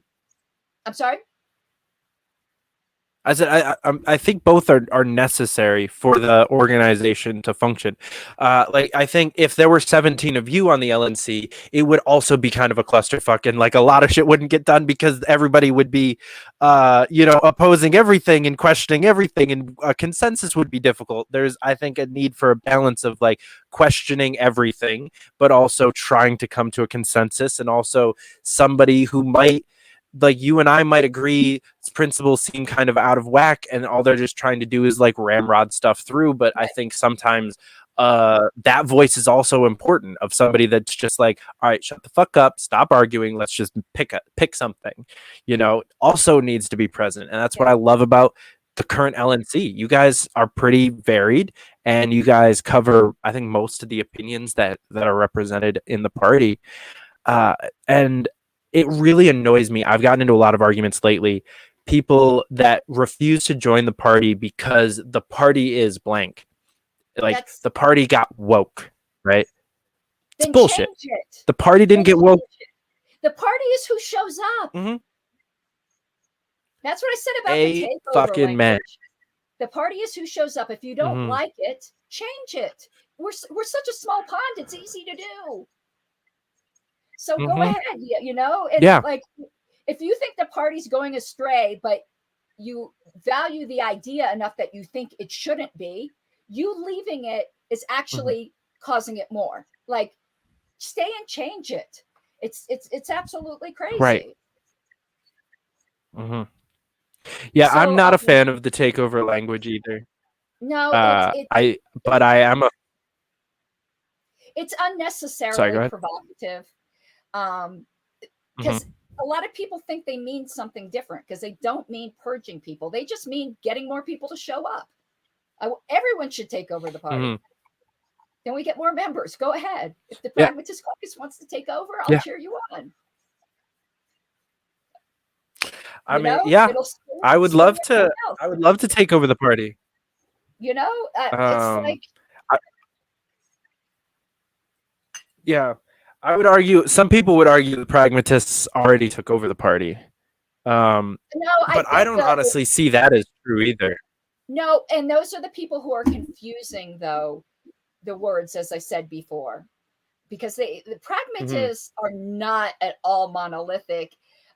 If they mean that the moderates for a while took over the party in 2006, yes, but not all moderates are pragmatists. It's such a confusion of terminology. Because, you know, yeah, I join the prags because they're not ideological. Right. Sorry. And people keep trying to make it ideological. That's why you'll rarely see me use that term. I'll talk about moderates if I'm talking about somebody that I'm really ideologically in disagreement with. The original founder of the current iteration of the Pragmatist Caucus is a fucking anarchist. He's not involved anymore. He disagreed with some of the direction, and that's his story to tell, not mine. But he was an anarchist. Like, it's not ideological, it's methodological. Now, I don't always agree with the methodology, but so yeah, me either. But I think most of the time I do. And what I agree the most with is the idea of consolidating resources on winnable elections. That's like the main piece of the belief system that created the Pragmatist Caucus that I agree with.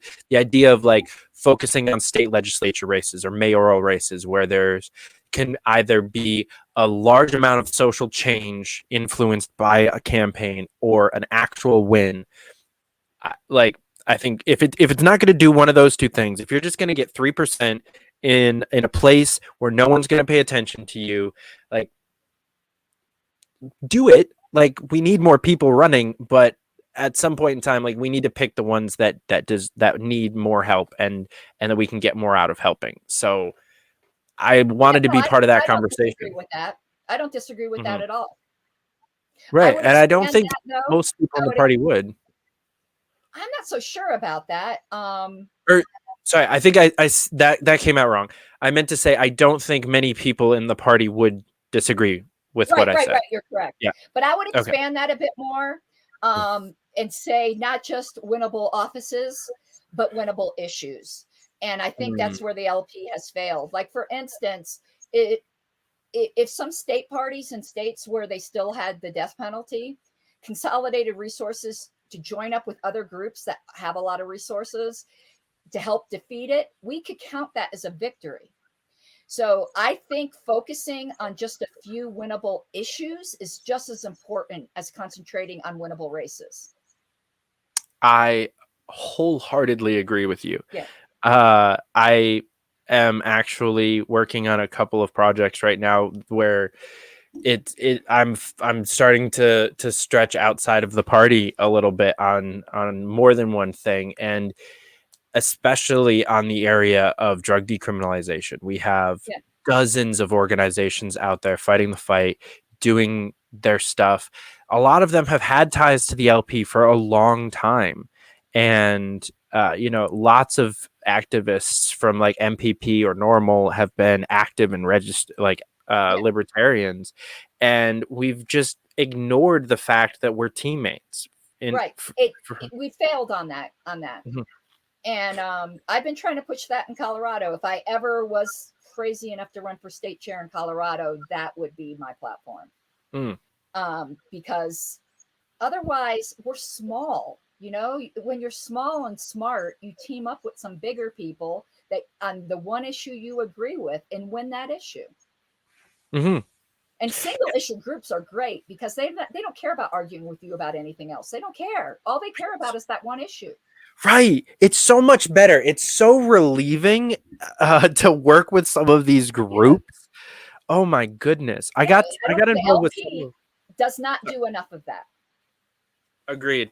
So yeah, I got to experience that a little bit on Tulsi's campaign with like Normal and MPP. We did a cannabis event, which was awesome. We had Matt Simon from Normal. We had Livy McKay from Tri-Peaks Coalition. We had Jimmy Dore, and then a couple of other like activists that I didn't really know that well at the time. And yeah, it was just a pure event because we just talked about weed. That's it. It was just, how do we fix this problem? See, nationally, I think we need the equivalent of the Frontier Project, but on issues. where nationally we target a few areas where there's ballot initiatives or something that are winnable, and we put some resources there, like the exact kind of parallel to the Frontier Project. But we tend to ignore issues, and issues are easier to win sometimes. And again, if we're not going to burn out our activists, we have to have some wins. Yeah, it's funny you're saying that. I have been working on trying to build exactly that for the last couple of months, and hopefully we'll be successful at doing so. And would love. I don't want to necessarily build it. I'm trying to build it because no one else is at the moment that I've seen. But I would love for somebody else or multiple somebody else's to help me out and like do this thing, like, because that, or who are knowledgeable and have been in the party for a while and know what the fuck they're doing. Cause I've never started a PAC before. Right. This is going to be fun, but some people might be better off. You know, we might have more wins faster if someone who knows what the fuck they're doing helps me with this. So, or just does it and I'll help them. That would be better. Yeah, we're in agreement with that. But also on the thing of what I do on the LNC, I'm the, as you know, the like unofficial historian, you know, so I'm the chair of the Historical Preservation Committee. So that's a great deal of the work I do as well nationally. So that takes up a good deal of my time when I'm not. See, you want to laugh. When we started the historical thing, and when we made me chair of that, I really believe that the LNC at that time did it because they thought it would keep me busy and I wouldn't be such a pain in the ass on the LNC. And now they've since realized that I have abundant energy and it really hasn't. But I swear that's what Sam Goldstein's, because it was his motion that he really thought that'll keep her busy. That sounds accurate. So, but yeah, that's my biggest passion is the party history. I like it for its own sake, but there is a, dare I say, pragmatic reason. We have invested hundreds of thousands of dollars in volunteer hours in developing materials that are on issues that are perennial. You might need to update them, but the gun rights argument is the gun rights argument. Right. And we have created so much material on that. Why are we reinventing the wheel? Why do we make these small affiliates put out substandard products when they could just crib off of things we've already done, or campaigns? Or every year when we come up with these bylaws changes that we don't know that they were proposed 10 years ago, or that we used to do it 15 years ago and it failed in fire, we're not learning from any of our history. So while I love it for its own intellectual sake, we are impoverishing ourselves practically by not having all of this material to learn from. So in getting it all online, it's not just for the historians, it's for the strategists to know, you know, what we've done. And if it didn't work, why? Because if you're going to try it again, know why it failed before. Yeah. So it's absolutely crazy that all of this stuff was just sitting in a locker, basically. So soon enough, it will be all online, and you know, people with their various interests can get use out of it. And we're finding now that the media starts to go to Lpedia, so they're now going to our sources to get information on us, and that you can't pay enough for. Right. If you have an Lpedia page, you need to have one. If you don't, I don't. Because we're not like Wikipedia. You're allowed to create your own page, because if you overblow yourself, we know another activist will come along and edit it. So go ahead, say you're God or whatever you want. It won't last, but we tell everyone. I might do that. I might do that. I might say I'm the god of the Libertarian Party, patron saint. There we go. I'll say patron saint of the Libertarian Party and see how long it takes for somebody to fix it. So, you know, everyone should have an Lpedia page. And it helps as a good place to keep your party resume as well, because you can list all the things you did. And that way, when you apply for committees, you could just attach your Lpedia page, because it's like your party resume. And again, it is, you're talking about building brands and things like that. Lpedia has a great page rank. And again, the media does go there to get information. So it's a fantastic resource. anyone listening too, go start your Lpedia page. If you've ever edited Wikipedia, it's the same software. Our rules are just more relaxed. There you go. That sounds like us. Just like the other guys, just a little bit more relaxed. Yeah. Hey, listen though, I've made it. I've made it because I've got a Wikipedia page. There you go. So I have a Ballotpedia page. Because I did run for office, but I don't think that transferred to Wikipedia. No, Wikipedia is tough. It is tough. Mhm. I barely made it into the notability category. There you go. All right. Well, tell me a little bit about alreadyagainstthenextmandate.com. Okay. And I haven't had much time to dedicate to it. And plus, there's kind of a wait and see to see what the state is doing, because it seems like things are relaxing. I don't believe they're going to stay that way. The state, once it takes power, never gets rid of it. So in 2016, you might not have been aware of this, but antiwar.com had a really successful social media campaign called Already Against the Next War, where everyone had the things that they were holding up and they took pictures and it spread everywhere. Well, we cribbed off that idea for this, which is just basically Already Against the Next Mandate. So if you go to alreadyagainstthenextmandate.com, you can print this thing out. And this is for a social media campaign where I haven't, again, really promoted it because I've been busy, where we're going to try to encourage people to print these out, take a picture of it, put it on social media, tag Already Against the Next Mandate, and let's spread it around so that, we can be united against government force. Some people who will have this will be some of those people who don't even believe the virus is real. Some people will know it's real and think that everyone personally should wrap themselves in a plastic bag. I'm exaggerating here. Who cares? What we're united in is no government mandates. Amen. Avoiding the controversy, vaccines, no vaccines. I don't care about any of that. You choose for you. As long as we're against government mandates, then you're my partner. I love that. I'm really loving the multiple different brands of just like unifying structures that I'm seeing come out of the LP and the messaging that multiple people have taken on this year. But that we talked earlier that I think I agree that we need to be more issues based. This is a clear cut issue to have a stance on. It's like government mandates are anti-liberty. It doesn't matter what they're for. There is no excuse for an executive order. There is no excuse for a mandate ever. Everyone knows that I think the National Party fell on its face with this, which is why I did this, because bitching about inaction of other people only goes so far. Right. It's a time where you just need to do something yourself. I was actually on somebody else's show live earlier today talking about the Mises caucus's messaging, where I called them out because they're not doing this. All they're doing is bitching that the national, or I don't want to generalize here. Oh yeah, but a lot of them, and especially like the official like Twitter account itself, and like some really high ups in the party, they're not doing shit. All they're doing is complaining that the LP isn't doing shit. Right. There comes a time where, and I've been the biggest complainer on this issue, but you can complain as long as you're also doing shit. In my opinion, like if your problem is the messaging of the LP, and you are a caucus, like the point of a caucus is to have a more specific branding and a more specific messaging that markets to like-minded people.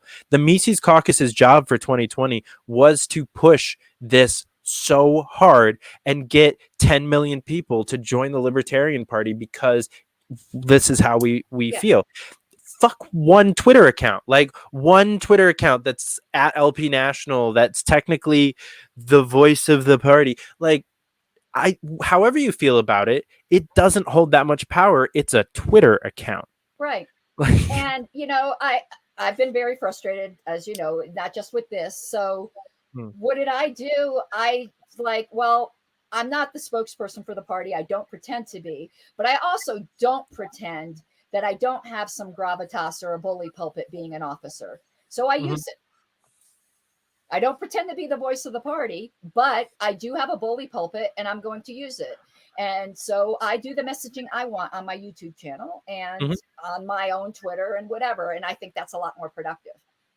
Yeah, I would very much agree with you. I think we need to be more individualistic as a party. Yeah. It would be nice if we actually like upheld what we believe as far as the party goes and believe in individualism as a whole. You know, this idea of trying to control other members of the party and force them to agree with messaging or for it. Why are we doing this?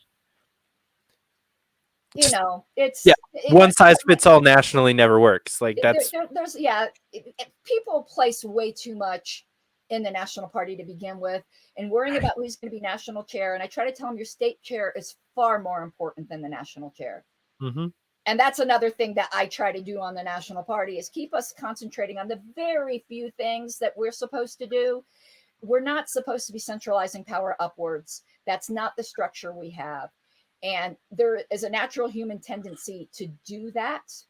And I'm not all about that. The LNC is the tail, not the dog. And Mhm. sometimes some LNC members need to be reminded of that. But your state party and your state chair is far more important than the national party and the national chair. Yeah. And too many Yeah. people don't know who their state chair is. They know who the national chair is. No, don't do that. Right. I'm actually spoiled. I have a great state chair. Cody Anderson is the current New Yeah. York state chair, and he's the only person that rivals Nick, in my opinion, on his ability to run a fucking meeting. He is a dick in practice. Like if you don't understand what he's doing, like he comes off as an asshole. Like he's shot me down in meetings so quickly and so hard of just like, no, you're out of order, and just like muting me on Zoom, and I'm like, okay, cool. But the meetings end up productive and we do shit, and he calls me afterwards and he's like explains to me why I was out of order and why based on Robert's rules I needed to do this differently or whatever. uh he's a great chair. So I completely agree. We need to practice what we preach, state Yeah. and And I was localization. if you remember, I was the parliamentarian. I don't know if you were there at the convention for New York where Cody was elected. Hmm. I was there. I Yeah. lost to Noda in that on that call. I'm sorry. I didn't remember that. I'm sorry. Yeah, I was so at the time and actually still currently fun thing if you want to, and for anybody that thinks that the 2020 election was the most secure election ever, I could have legally voted twice. I am registered in 2 counties in 2 parties simultaneously and have been for almost a year now. I am a registered Libertarian upstate and a Democrat in Brooklyn. And had I been in the state of New York and had a car that I could have voted, driven, and voted again, I would have been completely capable of doing so. And I didn't do either because I was in Colorado. But unfortunately, because then that could have been 2 more votes for JoJo. But unfortunately, I was not there. Bummer, right? Yeah. Right. Colorado, we've had mail-in voting for years and years and years. So like it was not this whole thing was not very controversial for us, but Colorado is also held up as doing mail-in voting right. But we've been doing it a long time. You know, you can't just stumble into it. Yeah. So I do want to ask your opinion on one more thing, because Colorado had a ballot proposition this year where you assigned your Yeah, I know. uh, I know. You're in the national electoral popular college vote. votes to the winner of the national popular vote. Yeah, that no. It won. Yeah. Well, actually, the vote wasn't okay. It gets complicated. The legislature already passed signing the national vote compact. The initiative was to repeal that. The initiative lost, so we're still in the national popular vote compact. Gotcha. But it was a little bit close, not as close as I'd like. The closest ballot initiative was whether to reintroduce gray wolves to the national parks. Okay. Gray wolves. I mean, that is some really important like central planning. You know, we really need to make sure that every person in the state's voice is heard on that issue. I still don't even remember if it won or not, because it got dragged out. Like, it was so freaking close. That is crazy. Oh my gosh. Who would vote no to that on that, honestly? Well, some farmers. I mean, a lot of people, the problem is where they want to reintroduce them, there is a lot of livestock. And it really will cause a lot of havoc. I don't think we should have a wildlife and game commission, but we do. And Right. I don't think voters asked why it had to go to initiative. It had to go to initiative because the Wildlife and Game Commission said no. And there are a bunch of greenies there who are usually all in favor of doing anything for animals. So not enough voters asked why it got turned down by that. And it was because of the just wreaking havoc with predation on the farms. And the fact is, the gray wolves, believe it or not, I know this is shocking, don't respect state lines. And they already are like in Wyoming and things. And when they want to come over into Colorado, they just do. Mm-hmm. And they don't need our invitation. Really? they didn't apply for a visa or anything? And if it was hospitable and flourishing for them to be in these areas, they would have already came there. Mm-hmm. And they chose not to, but apparently we know better than the gray wolves because they of course. Came. So, yeah, I don't want to be spending money on reintroducing gray wolves who could come on their own if they want to be there.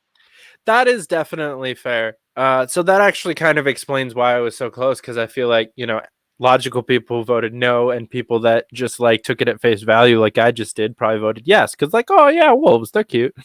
Like, so I don't even really know what happened, but that's just a dumb use of public money.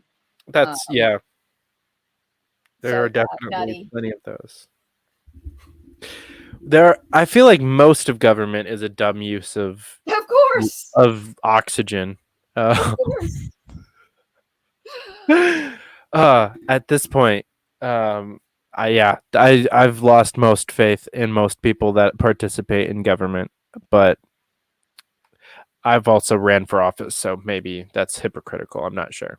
No, I tell you not to trust the LNC, and I'm on the LNC, so that's fair. That is fair. I'm probably not going to run for office ever again, though, to be perfectly honest. I'm not LNC, I mean public office. I'm going to run for town council. Oh, nice. Well, maybe I'll fight my husband for it because he wants to too. So, ooh, he did it last time. It's my turn. That's how primaries should be. I don't know, probably in like 20 years or so, possibly. It really depends on how my life plan shakes out, because I don't picture myself staying put anytime soon. Yeah, I'm put. Mm-hmm.